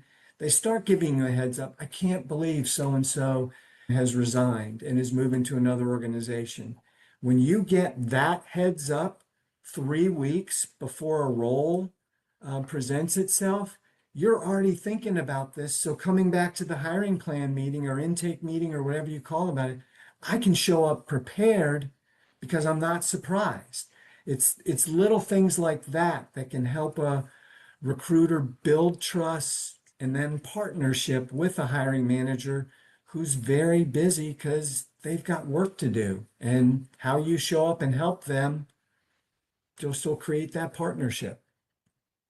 If you had to say, hey, here's 2 or 3 of the questions I like to ask in that, as where whether it's an intake or it's trying to understand their needs, or maybe you said you're 3 months in at Barracuda, when you're going to meet some of those hiring managers the first time, even before they need something, what are a couple questions that you might ask them to really get into that, knowing the business? Is it something about how does this role fit into your bigger team, and how does what that picture look like? Is it that kind of question? Is it what kind of motivations and the soft skills piece you mentioned earlier, like what are you looking for that really makes them feel a missing link on this team? What sort of questions would you ask? Because I'm hoping the audience out there is taking some notes, because they've got the benefit of listening to someone who's done this quite a few times and has built successful TA functions in multiple organizations. I think those threads that you're pulling on are exactly where I would start. It's the combination of, we have to find somebody who's qualified and experienced for the role, but just qualified doesn't get us the engaged piece, somebody who wants to know more and join the team. And so it's that combination of what do you need, but also why your team, why this role, why it matters. And when the recruiter can connect with a candidate, hear what they're looking for, and then say, this is the impact you can have and how it aligns with what they're looking for, that's when you start to get that. It's so complex with that nexus of the business need and the candidate need and somebody who's, a future Stephen Hawking for your company. All those circles are overlapping right there at that point. Yeah. Yes. The beauty. Every nerd out there like me loves a Venn diagram. That's what I'm picturing in my head right now as you're saying that. So perfect. Okay. Well, goodness, I want to ask you 40 more questions. You know this. I love chatting with you. I love digging into the depths of what it takes to do this. I'll give you a shout out really quickly before we wrap up. I was at an event recently for everyone else out there, and was chatting with Lance in person. It was great to see him. And one of the things he mentioned to that group we were in was that they actually have a no text breakup policy. So if they've had a conversation with someone, they're going to do them the justice. They're going to give them the respect to at least let them know verbally that they're not going forward, versus a text message saying, hey, thanks for no thanks. And so like those sorts of things are their practice every day. And you're putting your money where your mouth is, Lance. You and your team are doing the right things there to create those human relationships, not just talking about it and doing something different, but really bringing that to the forefront. So on behalf of all the people you're recruiting and your team is recruiting, thank you for that. So if someone out there wants to hear more about you, follow your journey, see the good stuff that you're doing, are you okay with them connecting or following you on LinkedIn? Please do. The only thing I would ask is, don't just connect, but send me a note about why, so that we're starting off with something more than just, professionals in the workplace. Yes, I would definitely agree with that. Throw out there maybe your best takeaway from the session today. Who knows? Maybe that would be a good way to start that. So, Lance, thank you, my friend. Appreciate you and the work that you're doing every day. Appreciate your friendship. And to everybody else out there, stay tuned for more summer school coming right up. Goodness, it wants to pop us on stage. There we go. All right, good stuff. So I'm listening to myself talk to Lance on the screen here, and I'm like, I don't think I mentioned this thing in the conversation. And the studio audience confirmed for me that they don't think they heard it either. So one of the things, George, that I saw in the chat, a couple of people talking about hey, 4, 5, 6, 15 interviews, whatever, some random number someone decides is the right number out there. We actually did a bit of surveying on this a while back, and we asked candidates, how many is too many? Okay. What do you think the answer was? I think it might be cheating, but I would say 2 or 3. So candidates told us that anything more than 3. So let's say we do a phone screen, we do maybe an assessment, then we do an in-person. That's it. They're like, don't do more than that. It's overkill to do more than 3 touch points. If someone's making less than $50,000 a year, they said 2's the max. So a quick phone call, have a conversation in person possibly, and that's it. Don't keep calling me back because the job's not going to pay enough for me to be spending a part-time job trying to get them, applying here. So there's a shout out to all of you, a data point for you from some of the research to help you think through that. If you're talking to hiring managers and they're like, no, this 6-step process is the way to go, just remind them that the best candidates are the ones who are saying, not dealing with this, I'm moving on to someone who's making it easier for me to get the job. Yeah. I think one of the comments that stuck out for me was Hannah, and she said, AI screens the candidate, HI hears the candidate. And so there's a balance there that we still have to take and understand, because there's still this fear of the unknown, right? The AI is here. We've been using it for years and years in our homes, on our watches, our phones. If you got smart refrigerators, you got a smart garage. If you got a smart doorbell, it's been collaborating. It's been connecting all these things together. But it's so important for us not to miss. AI can make us more efficient. AI can scale and grow things.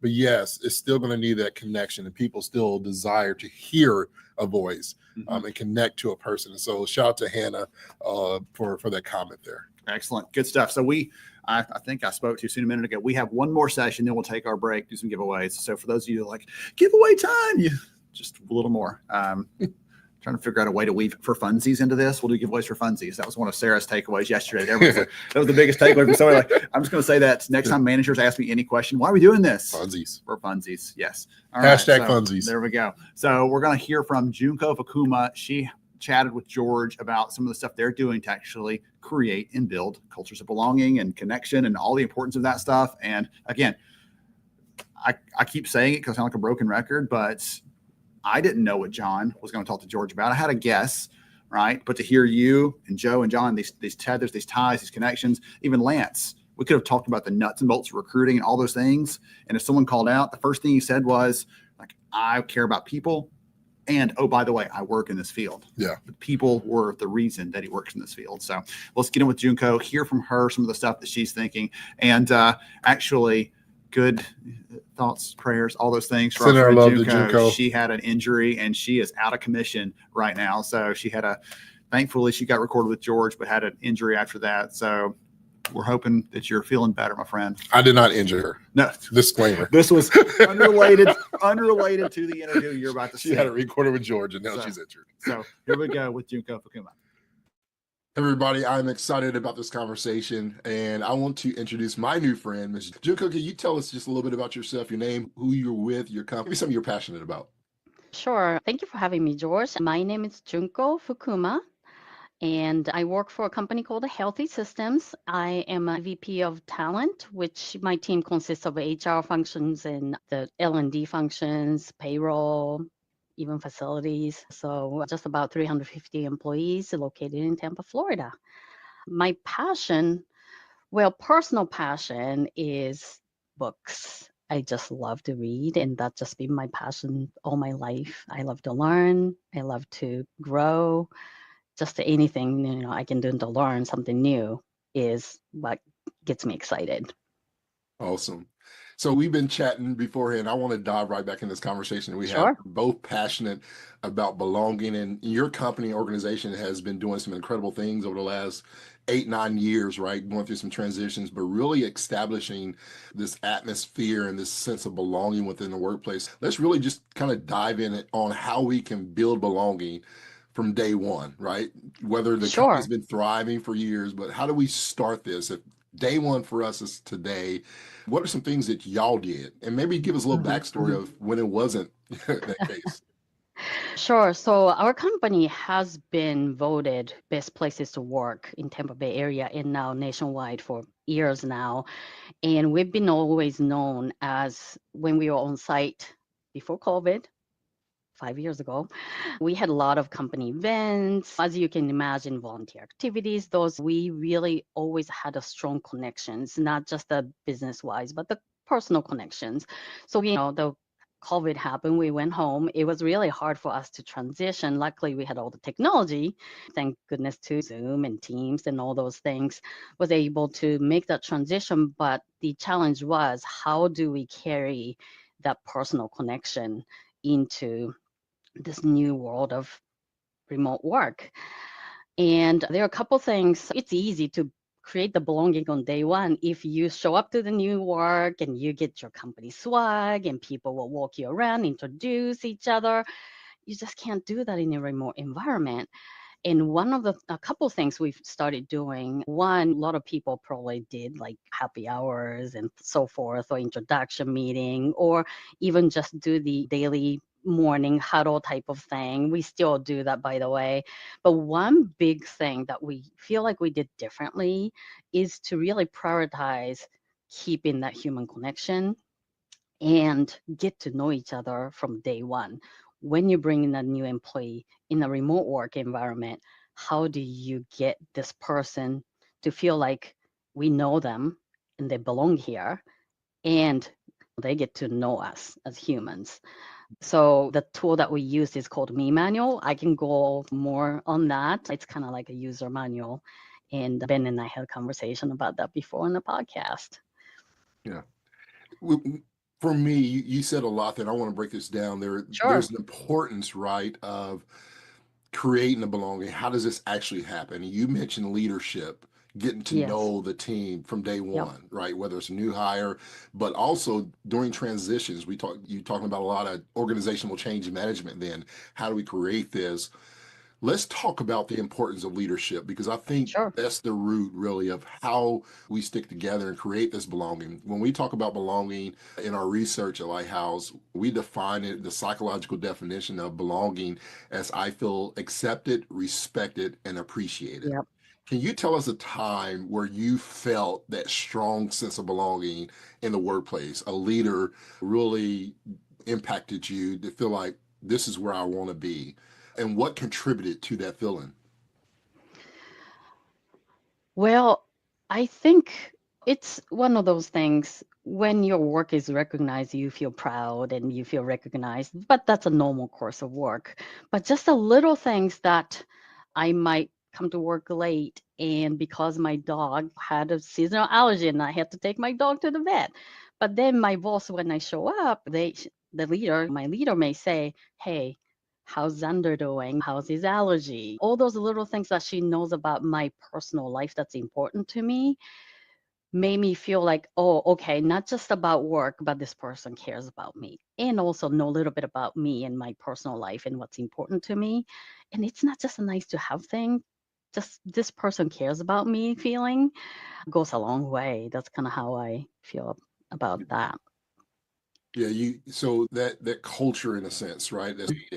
Is so important. One of the things that stands out to me when you talk about the culture and having somebody, that recognizes who you are, Hmm. right? The importance of leadership, knowing each individual, like we're all different. Recognition, somebody calling out, hey, I remember your dog was going through something, you had an animal. Remembering and knowing those things and having that empathy is Right. important. Workers that are at companies with a functional, supportive culture are 10 times more likely to recommend employers as a great place to work, Mhm. right? And so you have that. Right. Talk about the empathetic side of it, right? Because sometimes when it comes to leadership, we have some people say, no, I got to be strong. I got to have my guard. There's no time for this relationship. It's strictly business. Talk about the authentic and empathetic leadership and how important that is to creating Sure. that sense of belonging. Sure. And empathy might be the word that's kind of thrown around a lot, but it's hard to define what it looks like. It's about really giving that person space to be who they are. Mm. And because like you said, everybody has different life experience, everybody's different.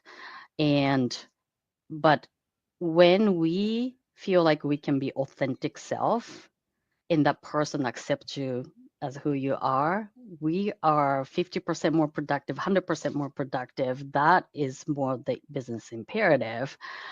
And just like we want to be cared, just extend the same thing that we would give it to ourselves, the benefit of a doubt into the other person. Okay, this person might have some tough time going on.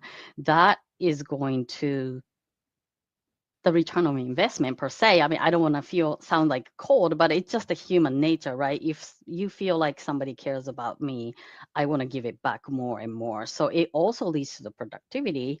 Just showing up as your whole self Yeah. is going to really help us be more productive and can contribute to the team a lot better. So Yeah. So knowing employees, yeah. understanding who they are and where they are, right? Accepting and respecting and appreciating them. And really, then that next standard is recognition. It looks different for everyone, right? And so being able to recognize what that love language is for employees. You talked Mhm. about how it impacts productivity of the work, and how when a leader recognizes and appreciates a team member and creates that sense of belonging, they want to Yeah. do more. You want to do more. You're excited. Yeah. You're more productive. I know I'm talking a lot of research and data. Ben's Yeah. probably going to be giggling a lot about this, but it's so fresh in my head. But when you talked about the productivity, and I want to just kind Yeah. of align this, right? What the Sure. truths that you're sharing is true. Employers are 4 times more likely to say their company's culture helps them be more productive if their company accepts and implies feedback. Can we talk then about, we're establishing these key points: leadership, understanding who their team is, leadership, recognizing their team, showing that recognition, giving that feedback, showing that appreciation, establishing these things. Those things then impact the productivity within the workplace. Where does values, we hear those words, missions, the company's values and mission is, how does your company values and mission align with this culture and this sense of belonging that you're creating? Yeah, so that's interesting because our company's mission is to simplify complexity for Mm. each customer. So it's just in the company's just a bare bone. That's who we are. Say And that the one more key, time. Share sure, that mission again, because I thought that sure. was so cool. Simplify. Simplify complexities for each customer. Mm. So the each piece is the kind of key. Yep. Simplify complexity. Yeah, a lot of business do, but we really care about each customer and recognize their needs to we are there to assist them be themselves at the best self, right? Be the best that they can be as a company. So that each piece is really like big deal for us. In one of our core values, integrity. So all those things together, we create just an environment like where people really get together and serve our customers, internal and external. So that just kind of respect is built in from the beginning. And we maybe I'm digressing a little bit, but I believe we started as building the belonging on day one, right? Creating that sense of belonging on day one. And again, that belonging, feeling of belonging, respect, and all those things is important for productivity. That's a direct correlation there. And what we do is just ask them, right? How easy is that? Sometimes people, it takes 6 months, a year to get to know somebody, and it's harder in a hybrid workplace or remote Mm. workplace. So just ask how, what their preference, what annoys them, what kind of things they look for in the coworkers, what makes them happy at work, and just ask, be curious, and listen. And that's just the quickest way. You just try not to like figure out or ask around, what is this person about? Just ask that person, how do Yeah. you want to be treated? Who are you? What's important to you? And that comes from the leadership, but also within the team that creates this welcoming environment that makes people feel like that they belong on the day one. Yeah. You bring up the team collaboration and inclusion, Mm. right? Those apart. Being virtual for a company, and a lot of companies are still virtual. Some are doing return to office, some are doing hybrid. How do you ensure that all team members have a voice and feel included in decision makings and Hmm. the Hmm. process of growth, right? In a thriving Yeah, company. What are there challenges there from a virtual standpoint? You're working remote. sure. What do y'all do to make this Yeah. great? Yeah. So it's really what we miss, we're almost 100% remote. We have a handful of people going to the office as kind of hybrid situation, but everybody is remote, including our executives and everybody.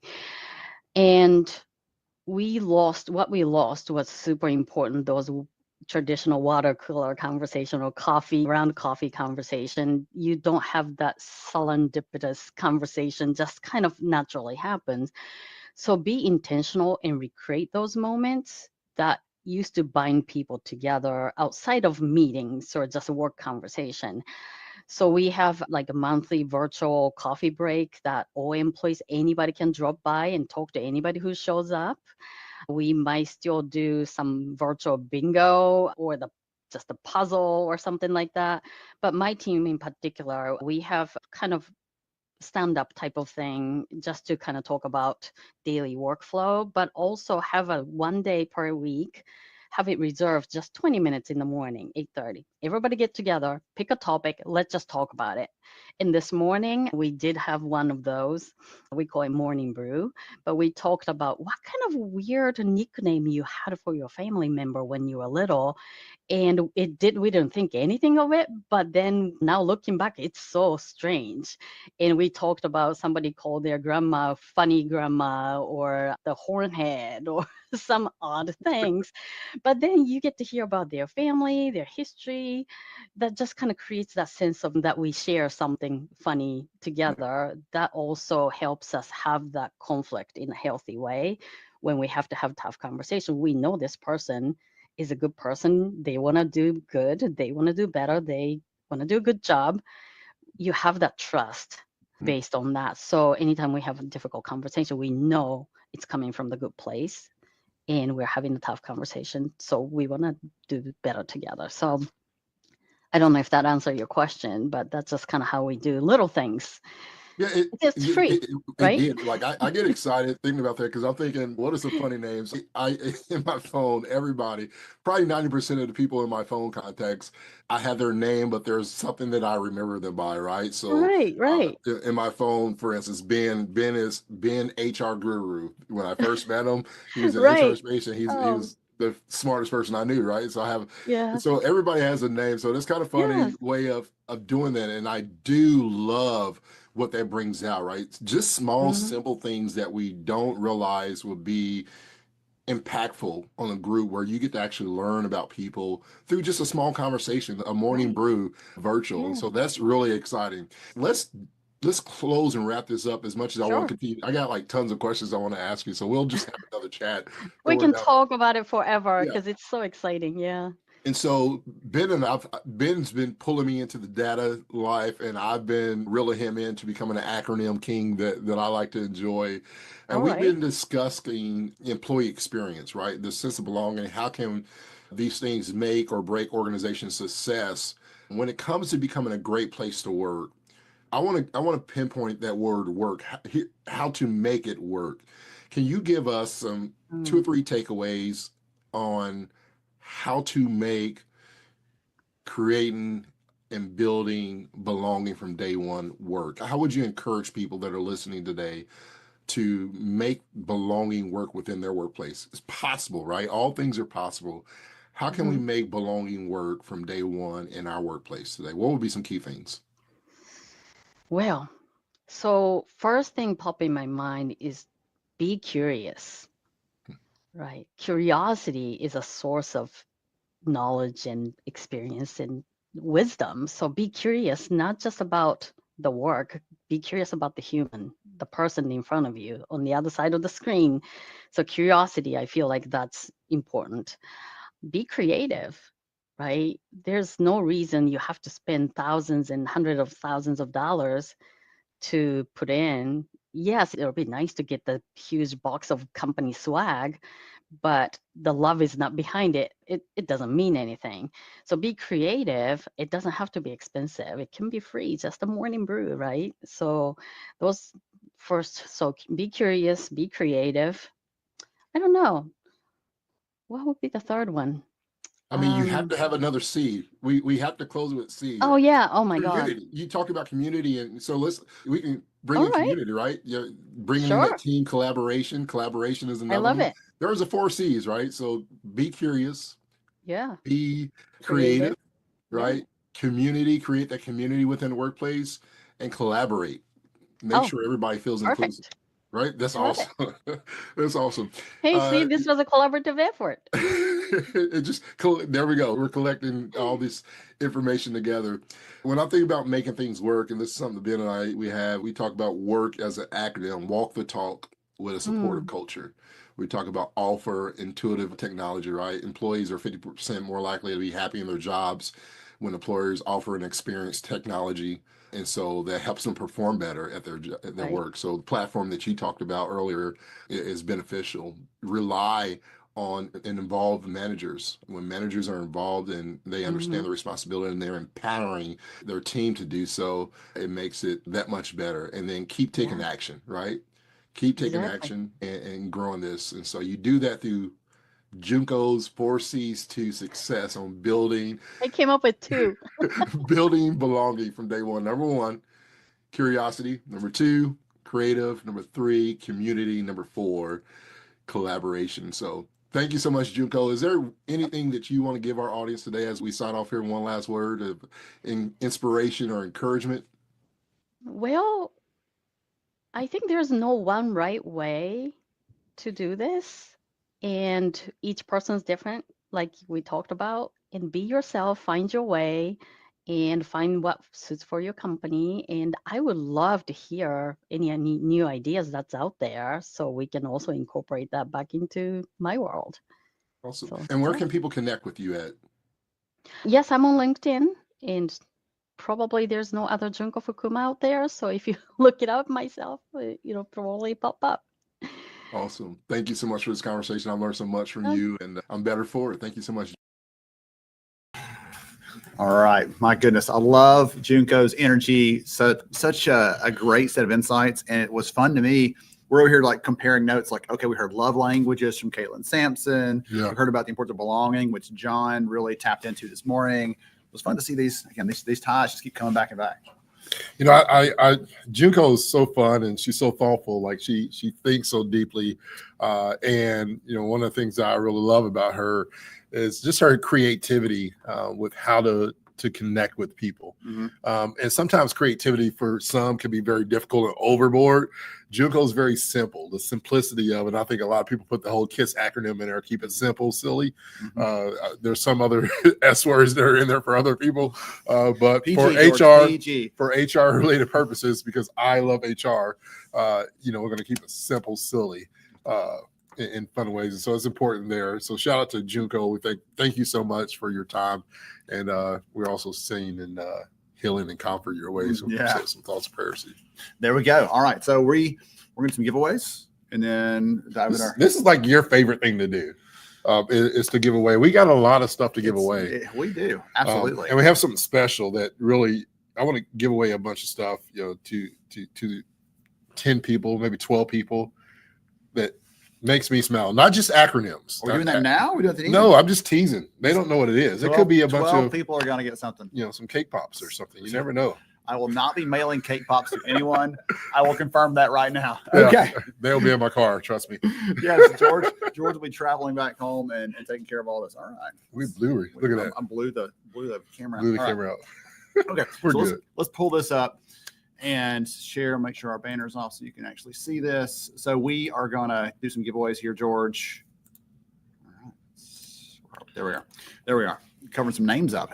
You got to know what you want or not. So you got to know when. Sorry, I haven't sung all day, and it was there. That is true. I had to get it. Yeah, it's only one song for the day. All right. So George picked some names here to get a swag box from our friends at iSolve. So there's some goodies we packed up to send to all of you. Reach out to our friend Jill, and you can put day 3 summer school. George, go get you for the typo over there. Can I get you can try. Yeah. You can so try. Send it out to Jill at events@lhra.io. She will make sure and get all your details and stuff together. I think she may send you a link so you can put your stuff in. That way, we make sure that your address is formatted right.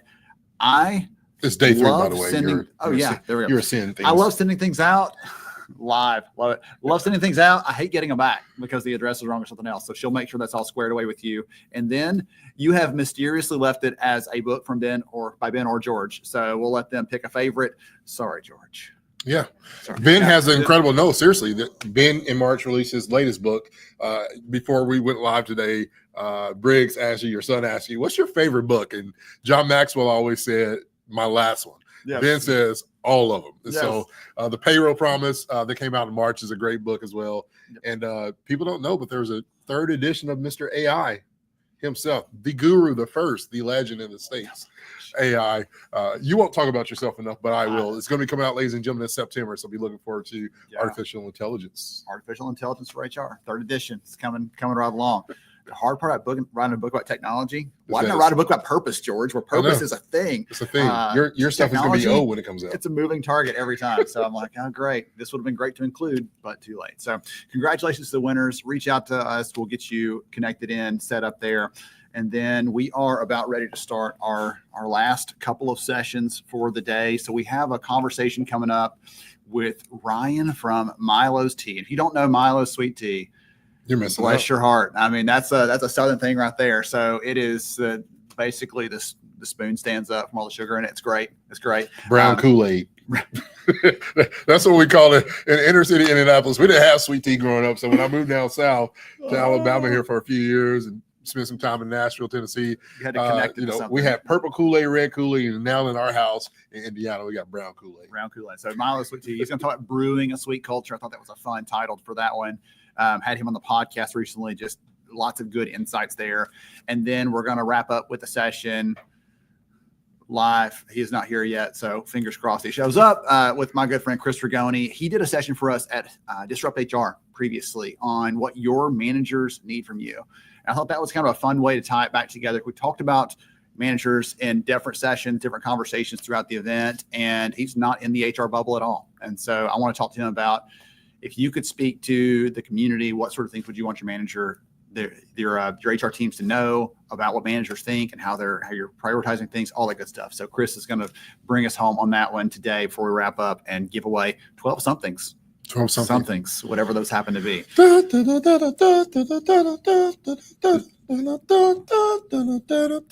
Okay, all right. Christmas in June. That was a Christmas song? On the first day of Christmas. It was a fast version. Oh my God. Okay. 1.5 speed, like right. Audible. On the third day of Georgemas, we're going to give away some stuff there. So here we go. We're going to jump in with Ryan, have a good conversation, hear from him about how we can create a great culture, and be ready. When I had an interview with him, lots of one-liners, lots of good takeaways, good snippets and pieces, and we'll see if he can bring it again. Here we go. Hey, everybody. I'm excited about this session. I got a good friend here that I met virtually, and I want you to just introduce yourself, Ryan, if you would, and tell us a little bit about yourself and your company as well. Yeah, George, thank you so much. So my name's Ryan Faude. I serve as the Senior VP of People for Milo's Tea Company, overseeing all functions you would traditionally see under an HR umbrella. I've been with Milo's over 8.5 years. It's a joy to get to spend time with you today talking about the Milo's culture. We think it is special, something that can't be duplicated, and it is all centered around our values. And Milo's started, of course, in 1946 as a hamburger restaurant. As time has gone on, the family has continued to grow the tea business. We are proud to say we are entering our 4th year as the #1 refrigerated tea in the United States. And so it is a high time of growth here at Milo's. And so I just am so honored to be able to spend some time with you today. That's awesome. So, yeah, I'm a huge fan of Milo Sweet Tea. Forever, one of the biggest struggles for our household is, when was Milo's going to come north? we wanted, so every time we drive south, we always brought back gallons of sweet tea. We may have been sellers to the family and friends in our area of the sweet tea as well, but you talk about the culture there, and let's, our topic here, brewing a sweet culture where people thrive. What is it about Milo's culture? And you mentioned something that's important to me and I believe in, so it tells me that you're thriving. When your culture is connected to the strategy of the business, specifically the values of the company, it just does something different. Can you talk a little bit about that workplace culture and what it means to you, and how you define it as well? Yeah, absolutely. I think every company, you have to think of it like a house.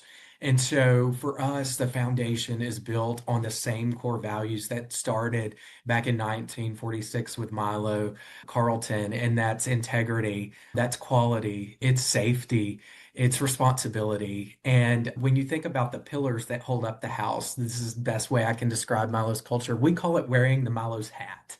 And it is being hungry, agile, and together.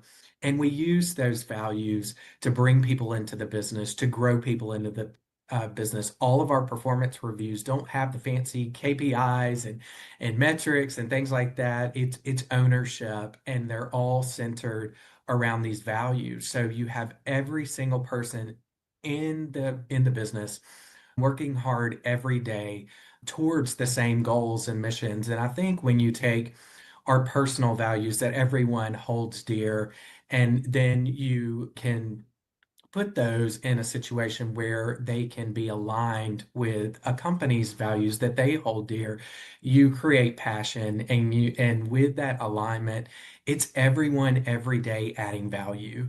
And so it's kind of our secret sauce as people. We have what we call the flywheel at Milo's. So those are the things that absolutely have to happen for the business to continue to grow and to make money and to make a difference. And at the top of our flywheel is people.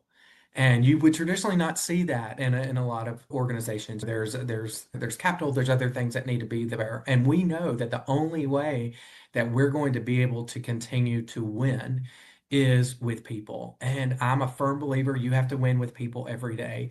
Culture is not something that's just words on a break room wall. It's not something that's maybe in your employee handbook that we've got 3 or 4 words there. They have to have meaning. And for those words to have meaning, you have to live them, and you have to inspect what you expect every day.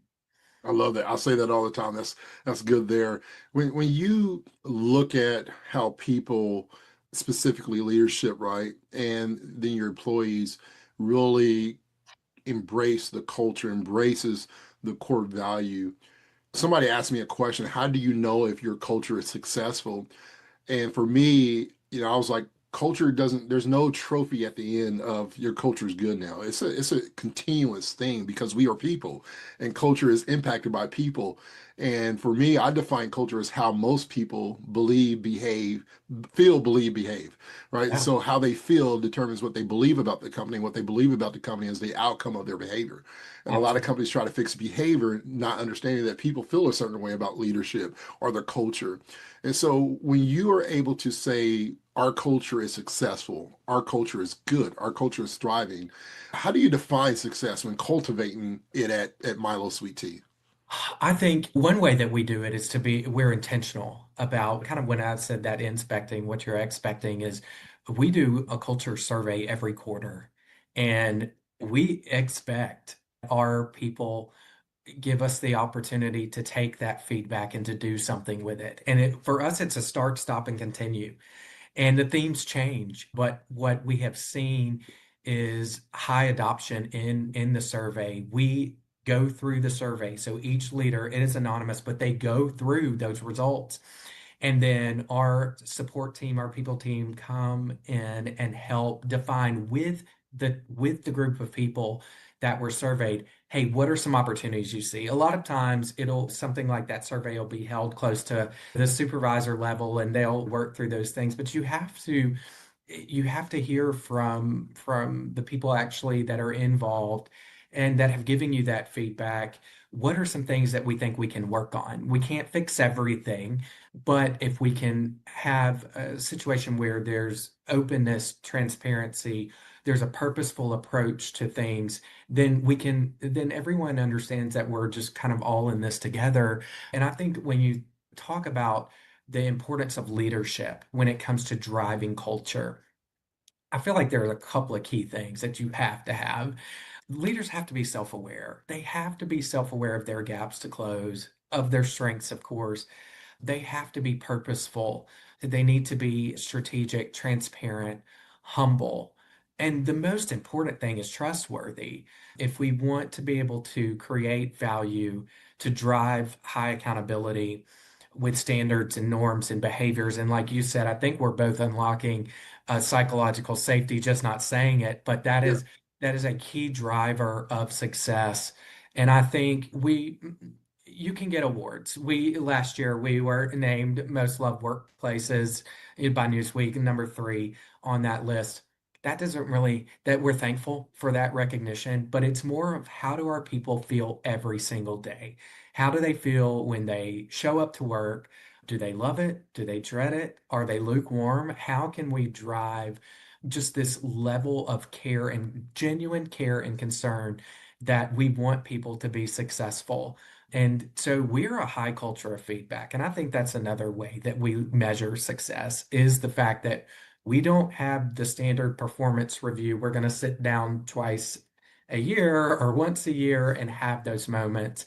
We believe that that cadence has to be healthy and it has to be deliberate.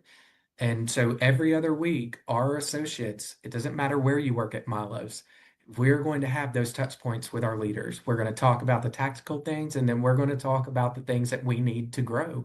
And that's what associates are wanting. They're wanting people to show a true investment. They're wanting their company to say, I'm bringing my talents and my skills every day to help you grow. What are you doing for me? As the business is growing, where do I grow with that? And if you can connect again, someone's purpose, where they want to go with their career, with where the company's going, that value creation, it will just, it will win the day for you all the time. Yeah, I think about it. I learned something new. I only knew Milo Sweet Tea, and so earlier on when you said it was started as a fast food, yeah, that brings it to another level. How leadership, impacts the culture, especially in fast-paced environments. And then you talk about the growth and development of scaling. The number one rule of business is to stay in business and adapting, Absolutely. right? Sometimes we get that growth area to where we are small family and now we're a fast-paced industry leader impacting not just internally but externally our Yeah. community, our customers, and our employees. How does leadership play a role in really sustaining these things, especially in the fast food industry, because you got people that are in and out. Some people like I'm not going to retire here, right, in the fast food place. You have some people who just love it, love the environment, and that's their heart is in that. But a lot of people are in and out.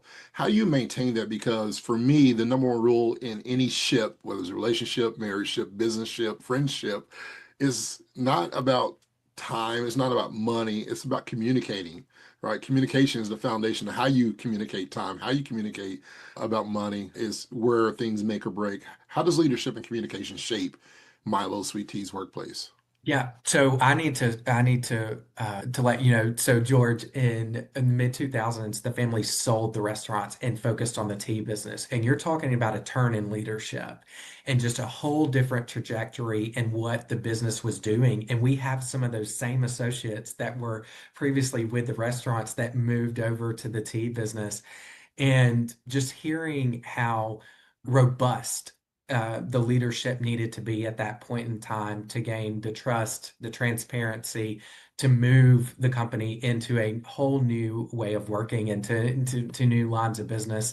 Communication is so key and critical. And I think you can't over communicate enough. I think a lot of companies will make the judgment, well, we'll do a town hall, quarterly town hall, people are informed, and they really want to know every day. And so what we do here at Milo's is every team has a daily huddle. It starts off with what we're working on, what we're stuck on, and what our next 24 looks like. And then we start and end with good news. That is so critical in building a high performing team. We also have a weekly message where our CEO will talk to the company. How are we performing? What does it look like? What's the forecast? Where are new points of distribution? And so it's grounding people in feeling like they are owners. We're all entrepreneurial and on this journey together. And I think when you have those healthy lines of communication, you're building trust. You're building an equity measurement that I don't know that you can actually measure. What we found is that when people work in silos, that's when you get these micro subcultures that start to appear and pop up. And when you do that, you've then disconnected everything that you tried to connect under an umbrella of psychological safety, of openness, being transparent, being humble, being action led. We are always on camera and making sure that what our associates feel and think is what they experience every single day. And I think that's the key to just strong leadership. I think it's the key to a strong, healthy work culture is, do associates feel like they're informed? Do they feel like they're informed when the company's doing well and when the company's not doing well? Do they feel informed when changes happen? We are a big proponent of telling the why. I think when companies don't stop to tell the why, whether it's a business decision or something like that, you leave the opportunity for narratives to form that are just unhealthy to what and really go against what the company is trying to do and don't provide that unification that you need in order to be successful. You mentioned a T word that's important in the workplace, not trust, but that is a key too. Transparency. When you go through a change of any sort, let alone changing the focus and the vision of what the company is from fast food to focusing on just a singular tea business and scaling that, transparency is so key. I got so many questions. And I'm like, which one do I want to ask you? Change and transparency, because we can talk about different things that can change a culture, right? Change is one of those things. Just any type of change can impact culture, how people reflect that change. You can talk about vision all you want to, but then you have those subcultures that says, here's another program or here's another change. Here's let's bet on how long this new thing lasts, right? You get all these different innuendos in these small little cliques and circles of groups. How do you navigate change and that importance of change and transparency while sustaining your overall values and culture and leadership and vision to grow and last long term? I think to manage change, you have to be agile. You've got to be willing to pivot. You've got to be willing to change. You've got to be open. And George, I'm a firm believer that I think if companies were more transparent about the type of work environment that people were coming into, then they would have more margins of success. I tell people often, Milo's is not for everyone because of that big thing that you were just talking about, the C word, change. We have to be change enablers. A business that is not changing is not growing. They become stale, they become stagnant, and then they could ultimately die. And so I think you have to be willing to adapt, but a company has to listen to its people as well.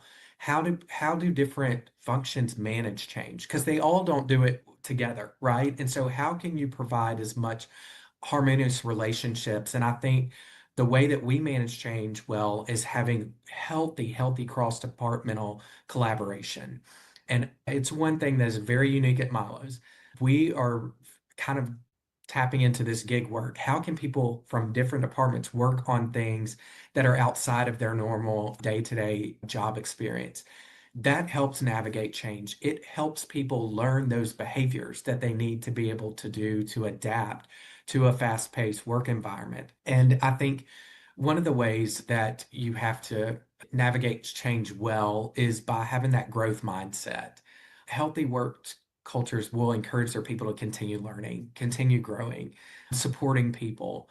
And I think a key indicator of a company's success is how they are willing to navigate different changes, whether they be internal, external, and having, again, that place of trust, flexibility, work-life balance, like all the things that people need to say, I can manage this with the tools and technologies that you have in place.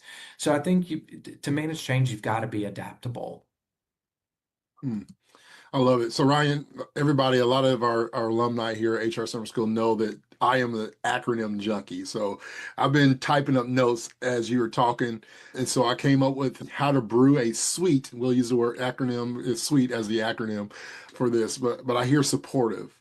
When I hear your tone and your passion, specifically when you're talking about Milo's, it sounds like a welcoming atmosphere. Like I find supportive, I find it welcoming, I find it engaging, I find it empathetic in the leadership from your tone.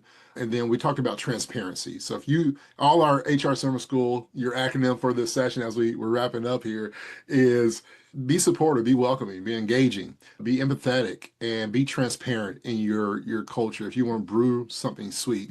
Ryan, to kind of wrap up here, what advice would you give organizations, HR leaders that are here today, both HR professionals, from talent acquisition, from recruiting, total rewards, to people who are sitting in a similar seat as yourself and overseeing and pouring into the people, the culture, and the workplace.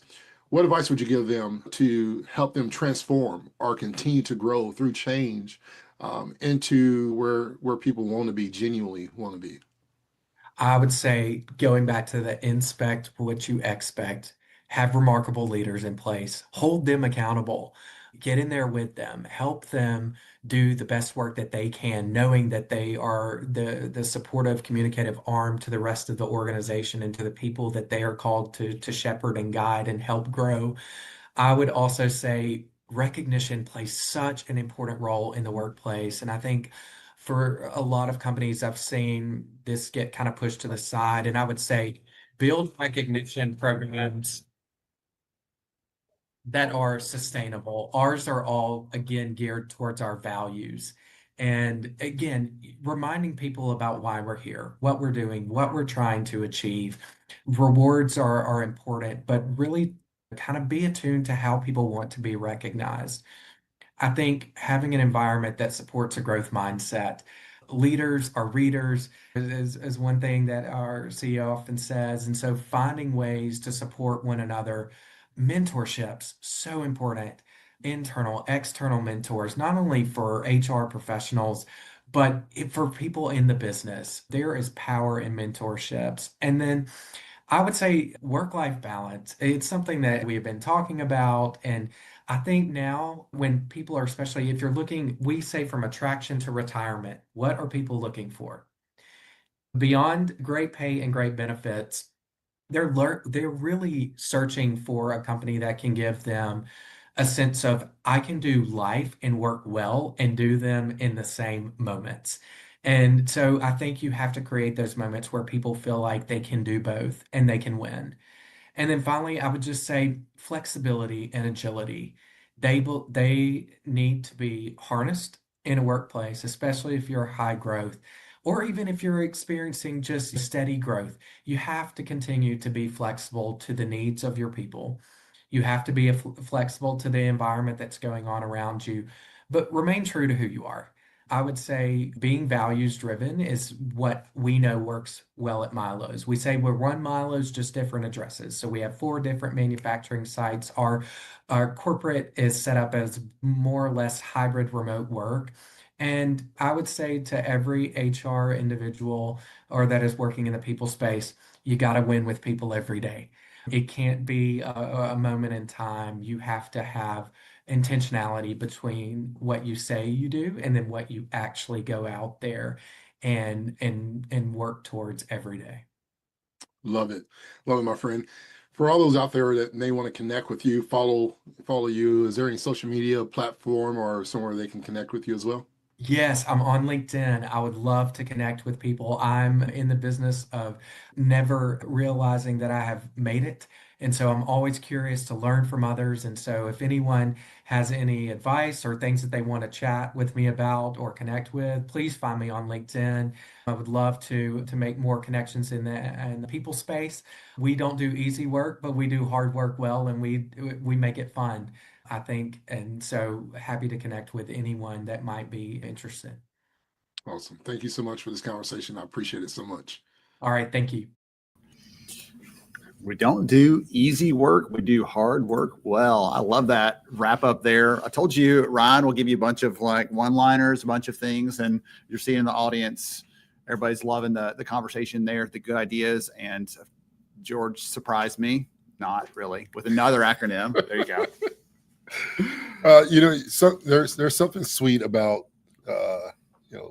conversations that are genuine, and we talked a lot. It ended with the transparency piece of that and the importance of that, and I thought it was very valuable because it's so true. As a company thrives and grows, sometimes, especially as Milo has, from a hamburger place to now they got raspberry and lemonade, special sweet teas that are coming out. I got a little inside scoop.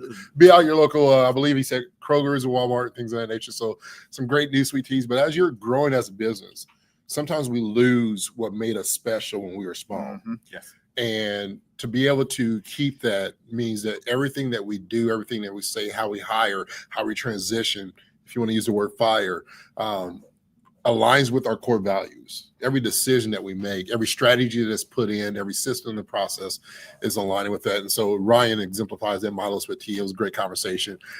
He was transparent when his dog was trying to join the conversation. And stood up. He was looking away. And he had to finally. But Ryan, such a great heart, compassionate guy, somebody you definitely want to connect with on LinkedIn. Yes. He has so much information to share, and he's willing to do so for the community. And so we want to thank Milos with T. Thank Ryan for that wonderful conversation. So yeah, Ryan, man, well done. I saw you in the chat a few minutes ago. If you're still there, appreciate you, my friend. Great job. All right, George, I get to shoo you off again. Yesterday, you were here. Listen, you're setting this high bar that our guest is going to come show up and sing, and there's not a chance that he or I are going to sing. All right, so we've heard these great things. We talked a lot about our managers, what they need from us, and instead of us making some guesses, we're going to actually bring one in right here, right now for our final conversation here at summer school. So I'm going to welcome my good friend, Chris Rigoni. He is here with us. I mentioned a minute ago, you joined us last year, I believe, maybe in the last 2 years at some point. Goodness, this time runs together for Disrupt HR here in Huntsville. And you did a 5-minute talk on what your managers need from you. And listen, just take a deep breath, because there's not a 5-minute timer on this. I'll give you a little more wiggle room to have this conversation. But I really wanted you here today to talk about some of those things and help us peek into the mind of that leader, understand them better, hear from someone who's in that field. So welcome. Glad you're here. Yeah, thank you. Appreciate it. Before we get to some of the good stuff, would you take a minute and tell the audience more about who you are and what you do? Sure. So I've been in financial services professionally for about 16, 17 years now. I am currently an EVP, head of partner banking and payments for Axiom Bank out of Orlando. And so I'm a leader there, people manager, have been for a while now. And so my interactions with HR have been broad and sweeping about multiple different topics, both negative and positive. So I've got a lot of experience with HR interactions and kind of what was lacking and what was good, what was bad. So, okay, we're going to cover both of them, I think, a little bit. I want to hear a little bit from you on both of those. So, span of control, how many people have reported to you at these different types of roles you've held? Close to 100 remotely, just under 100 remotely. Yeah. About 7 direct reports. Okay. All right. And then it just, oh my goodness. Okay. All right. So 7 direct reports and then spans out to all the way. All right, man. So let's talk about this just a minute. So we'll start on the negative side. We'll end on the upswing. Okay. So we'll talk about this. Right. So you're not representing every manager, but for today, we're going to let you wear that hat. Okay. You're every manager for us. You're our Joe somebody. Talk about the challenge of being a manager and what happens when there's not alignment with HR, when it feels like they're just giving you more stuff to do. Talk about one of those. Yeah. So, one of the things I would say about HR is probably right now where IT was 10, 15 years ago. So IT was considered this sort of ancillary group that we only interact with them when we need them. They're never brought into strategic conversations. They're not, they're kind of a consultant-ish or an advisor in the company rather than a holistic part of the company. And I think that is a large issue with HR right now, is that we have strategies from a business perspective we're trying to accomplish. We bring IT into the fold to understand what architecture needs to be in place and systems and softwares. Finance is funding it. Finance is funding it. Everybody's a part of the conversation, but HR typically is not. They're on an island somewhere over there. And so, let us know if you need a training, Chris. Right. People are 95% of the strategy, because if you don't have talent in place and you don't have the resources to recruit and upskill your current staff and things like that, you're not going to be successful no matter how good the IT is, no matter how good the strategy is. And so that in and of itself to recruit, provide onboarding and culture are the main 3 components of HR support that needs to happen and needs to happen from the beginning. And typically managers don't want to go to HR because it's a barrier to entry to get stuff done. right? Because the answer is no, or because The answer is no, here's your and 10 or hoops, here's our 10 hoops, here's all of our forms you got to fill out and the things you got to do that I'd never have to do until I have to hire somebody. And so I've never done, I'm a new manager at this place. They do it differently than my last place does. And we use this software instead of that software. And so nothing's consistent. And then now you're telling me that you're going to pay this high level 10-year experience role $75K. And I'm like, okay, well, we're never going to find somebody for that amount. So now what? Right. So it's this whole kind of back and forth battle to try to accomplish the goals. Whereas I feel like if HR were a part of the strategy from the beginning and were a part of the conversations to understand what the business goals were and have more context around what we're trying to accomplish, they would understand why I need somebody with 10 years experience and I'm probably going to need 175 instead of 75. The very silly example that just occurs to me is I'm thinking like we're planning an event and you've already decided the menu is going to be, hey, we're going to have Mexican food. It's going to be all these things. I'm like, I'll show up with the hamburgers. And like, that's completely irrelevant and useless and actually, a waste of time. Like I need to show, it's a very silly example, but show up as part of that. You said earlier, people are 95% of the strategy. And I didn't want that to get lost in the conversation because you're not saying that this part doesn't matter. You're not saying that HR is not important, but you're saying, listen, if you're showing up after we've decided all this stuff, it's sort of too late, right? You're just trying to like me too add on after the fact. And you're not really bringing your best. You're just trying to find a place where you can sit and participate. Right. And I need help. I need help developing a staffing plan. I need help understanding what the recruiting timelines are. I need help putting together these positions to understand what pay is going to look like and how we recruit for that, how long that typically takes to recruit. Because if I've got a business strategy that I'm trying to execute on and you're telling me it's going to take 8 months to find a candidate, that's not something I want to find out after 3 months of planning. Yes. You want to know that beforehand. So we back up the start of this, back up the planning, all those things instead of it being just reactive. Well, you don't know this. Okay. But the theme of this entire event this week has been moving from reactive HR to proactive. Yep. And so this sounds like what you're talking about. We have to be aligned early so that everything else comes out. We're marching together instead of being out of sync. Right. And we're actually lined up on these things. So let's wave our magic wand. Yeah. Perfect world. Chris and every other manager out there has an HR team that is truly aligned, that is proactive, that is leaning forward saying, hey, Chris, I heard you're planning this thing. We talk about how I can help. Talk about some of those things, maybe how that would look if your HR team was truly aligned there, because I think that helps us understand what we should be looking for. What are the hallmarks of a good proactive HR team? I think you have to do away with the silo, number one.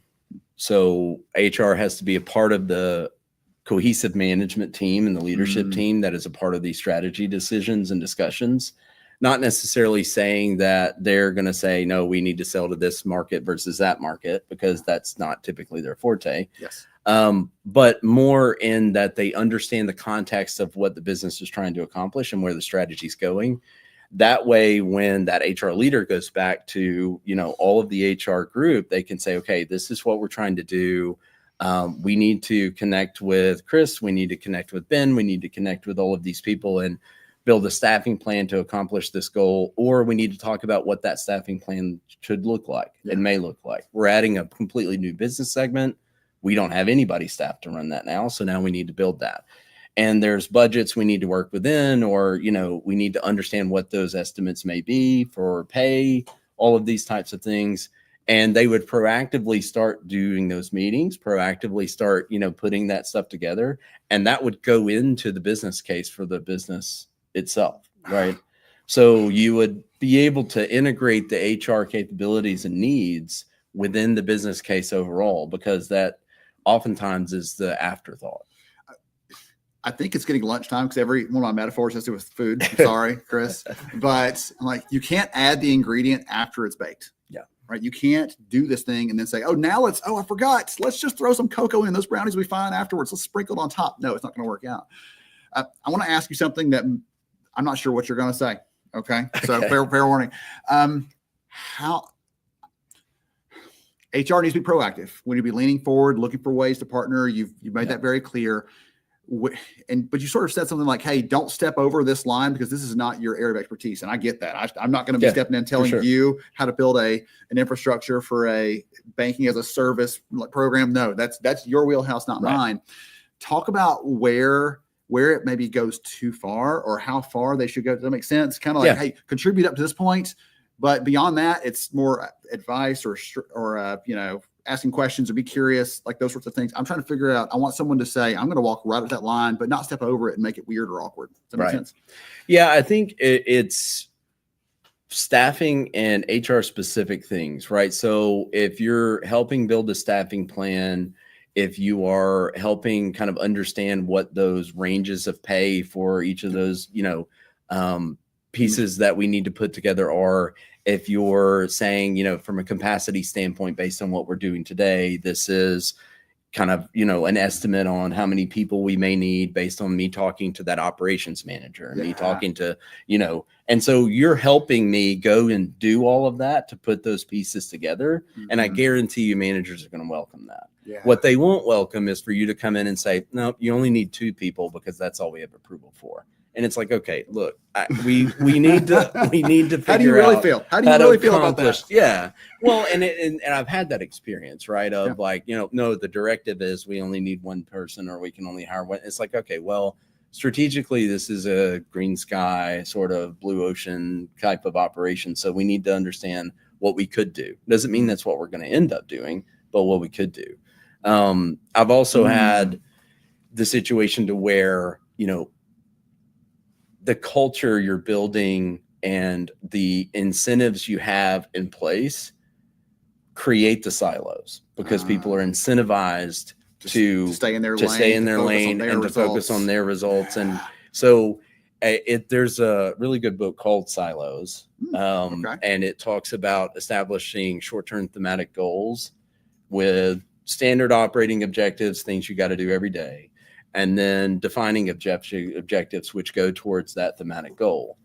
And if everybody understands what the goal is over the next 9, 12, 18, 24 months, that creates focus. And it also creates what you say no to. And so that helps HR, that helps strategy, that helps the business, that helps IT, that helps everyone. And I think, again, if HR is brought in early to those conversations and they are a part of understanding what the strategic direction is, they're going to be able to support that. I think HR right now is, let me develop culture. Let me make sure everybody does their trainings. Let me make sure that everybody is, doing their one-on-ones and doing the evaluations. And we have the survey filled out so we know where we rank on Newswing's list and all of that kind of stuff. That's what HR is today. They're not a strategic partner. And we need that shift to strategic partnership with the business. And it's just as much HR. I want to be clear that it's just as much HR participating and being willing to go and do those things as it is the leadership of these businesses embracing that and saying, we need you to play a bigger role than you're playing right now. Okay. So for all of you out there, you're hearing it right here. The stage is there, the opportunity is there, right? And some of you may work in an organization where the leadership's like, no, stay in your lane.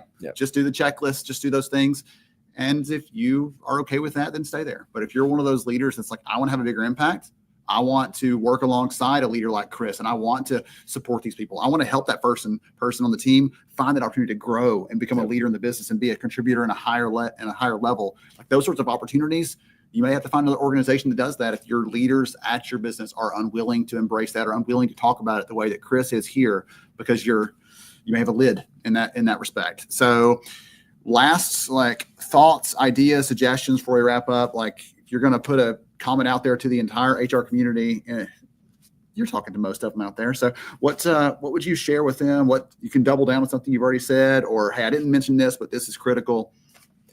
I would say talk to your leadership about how you can be more involved and come with a plan.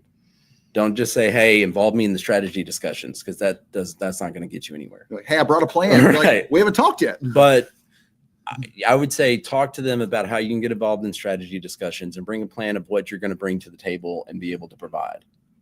So not just saying, hey, I want to be part of this, put me on your list. I want to be on the agenda, whatever else. But Right.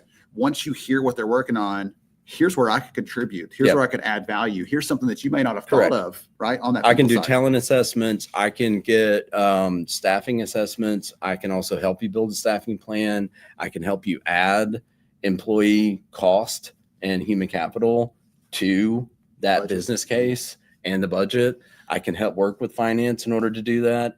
You know, I mean, there's tons of different things that you can do. Like I've been tasked now, you know, doing a talent assessment.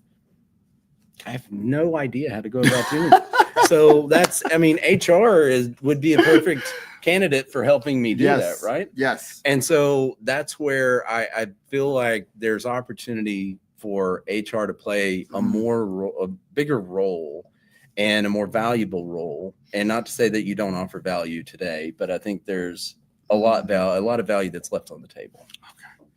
Man, I just want to like sit here for a long time and just keep on quizzing you on this, because I appreciate the perspective. I appreciate you being candid about it and sharing on these things, because we've heard all week from people who are, again, in our bubble. We're talking about what we need, how to do this, all these things. And the reason I asked you to speak at the Disrupt event and asked you to come today is because I wanted to hear from outside of our realm here. It's funny because this morning we actually had a CEO on as one of the guests that George is interviewing. And he talks about all these sorts of things that are important from a hollow vision perspective.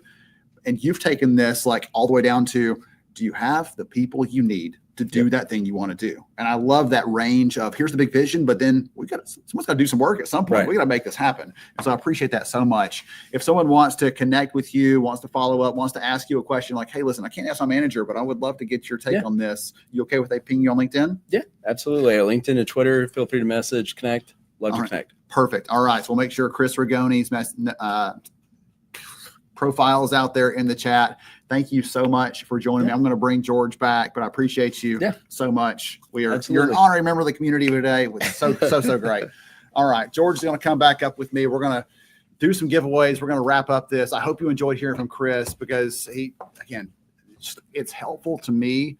We talk about, let's hear from, and really get those insights. Anything that you heard that you're like, yes, because you've been a manager in that capacity too, managing retail and other operations and stuff. So what are your thoughts? You know, I think it's so funny how, and when I say funny, I don't mean ha-ha. It's so, let me use a different word so it doesn't seem like I'm laughing at it. Okay. It's so unusual that different departments under the same umbrella seem separated at times. Yes.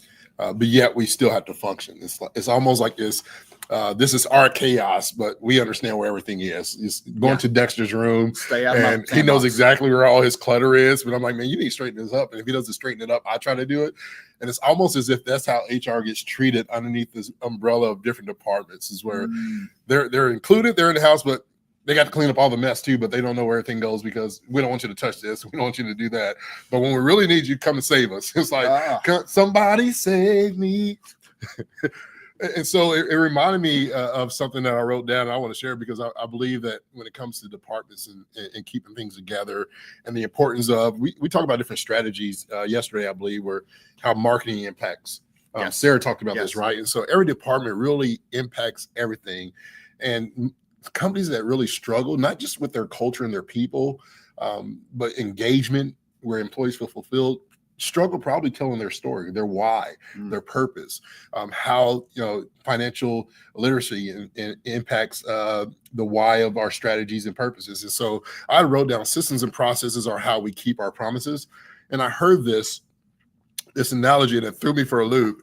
The saying that fish don't see the water that it swims in. And it blew me for a loop, understanding it. And I'm like, what in the world does that mean? But it's so hard for us to sometimes see the very thing, the very environment that we're in and how to thrive. And I think this message here, I understand now why you wanted to make this the end before Ryan and everything. So I feel full. Yeah. Feel full? Yeah. Full? Full. Are you running over? Would you like to give some of that fullness back to the audience out here? Because I had that whole fish story, I decided at the end, got to end it with an acronym. And so fish, how do we foster inclusion? And when I say inclusion, I don't mean black, white. I don't mean man, girl, woman. I mean, how do we foster inclusion even on our departments? How does the CFO align with the vision and values of a company, with marketing, with HR? How do we include people in everything that we do? How do we inspire growth? What is it that we can do to inspire growth in every department? How is HR impacting things? How is the vision of the CEO impacting things? How are we inspiring growth together? Support the well-being of your people, taking care of yourself. This is something that we preach every day during HR summer school, is that we cannot give from an empty cup. We can only give what we have in us. And so the sum of our life is not how well we lead everybody else in our company. It's really how we lead ourselves. How are we filling our cups, supporting the well-being of yourself? And then lastly, we got to honor our values, not just the company's values that's on the wall, not just the company values that's on the mission, but what are your values? Like your values as an individual, the ladies out there that are looking and watch right now, all the men out there that are looking and watch right now, your values matters more than the company's values. You got to live those values and connect and see how they align together. And if you do that, good things are going to happen. Good things are going to I happen. think good things are going to happen. All right. Are we ready to do some good things? I'm ready to have some fun. All right. So we're going to give some things away again here towards the end. We always do this every year. And this year, so we were, George's got some stuff to show off here, but really quickly, I'll talk about, we had a friend of ours out in the community, Evan White. He's working with the team over at Aaron, and they are known at, if you ever are at an event, you see someone with bright red shoes on, you know, he's going to take one of my shoes. I'm taking your shoe off. He's taking my shoe. No kidding. And so bright red shoes, literally. And so they are known for that. And they said, hey, it really matches our shirts, man. That's popping. Truly it does. Yes. All right. They're going to give some of those away to everybody. So let's share that up. So our winners, if your name is here, all 12 of you, a dozen pairs of these beautiful red Pumas from the team over at Aaron. We appreciate them for shouting out to the summer school, all the good people here, for all of you. The people here in the audience are like freaking out because their names are on the list and they had no idea this was coming. They're seeing all the behind the scenes except for that one. That's like the birthday gift. You just barely slide by it. No one so doesn't see it. So congratulations to them and to all of our amazing attendees who've been here this week, made this incredible as an experience. To our sponsor partners, we thank you. You've made this possible. You've brought some really fun stuff. iSolve has brought some fun stuff, by the way. For all those people who want some little iSolve swag, you'll be getting some of these cool little things. They're superheroes that you'll be mailing out. People heroes. People heroes. Yes. You are people heroes. These are people heroes. Hey, you're super too. I'll take that. Super people. And yeah, sure. Why not? So people heroes, all those good things. You got to your sort of wrap up. You gave us another acronym. I'll just say, I appreciate everybody for being here with us. I'll share the SHRM HRCI codes real quick. I know that's what many of you have been waiting for, been pinging us about those. And so those are out there for you. And again, get your 7.5 credits for both of those. But you're not here for the credits only. We know it. You're here for the encouragement, the inspiration, the networking, all those key things that make summer school what it is. We appreciate each and every one of you for what you're doing every single day in your work. And just like George and I are trying to bring our best for you, we want you to bring your best for your people. It's going to be an exciting year ahead. The best is yet to come. If you want shoes, just FYI, make sure you email events@lhra.io. I felt like I was practicing for the blooper. You'll want to stick around for the end of the video before we wrap our ladies and gentlemen. It was a great time that Ben and I had together, but grateful to have everybody here. Thank you to all the thousands upon thousands, 10 plus countries all over the world that joined us the last 3 days. Our hearts are full because we know that you are here and we know that you are leaving with something that you did not come with. And so we're grateful for that. Hope you feel inspired, connected, and educated this week. Excellent. And here's something fun for you. We'll wrap up. Thanks. Take care. 3, 2. We want to thank all of you so much for joining us on the live stream. For more information, make sure you visit. That was really good. Here we go. For more information, 3, 2. And for more information, make sure you visit our website at lhra.io. Okay, and just for editor purpose, can we just try the whole thing? Thanks for joining, and for more information, go ahead. I'm rolling. Thank you so much for joining us for our live stream today. And for more information, make sure you join lhra.io for more information. For more information. For more information. For more information. Here, last try. We got it now. I'm getting hungry. Can you tell? Do you want to start this one off? No, because it's you want to do the more information part? I will sure do that. All right, here we go. 3, 2. Thank you for joining this live stream. We appreciate all. Ooh. This is when Lucas is like, I just want to leave here. Oh, you making me sweat. If stuff wasn't set up, he'd just walk out. All right, here we go. We want to thank everybody for joining us today on this live stream. For more information, you can find our website at lhra.io. Nice.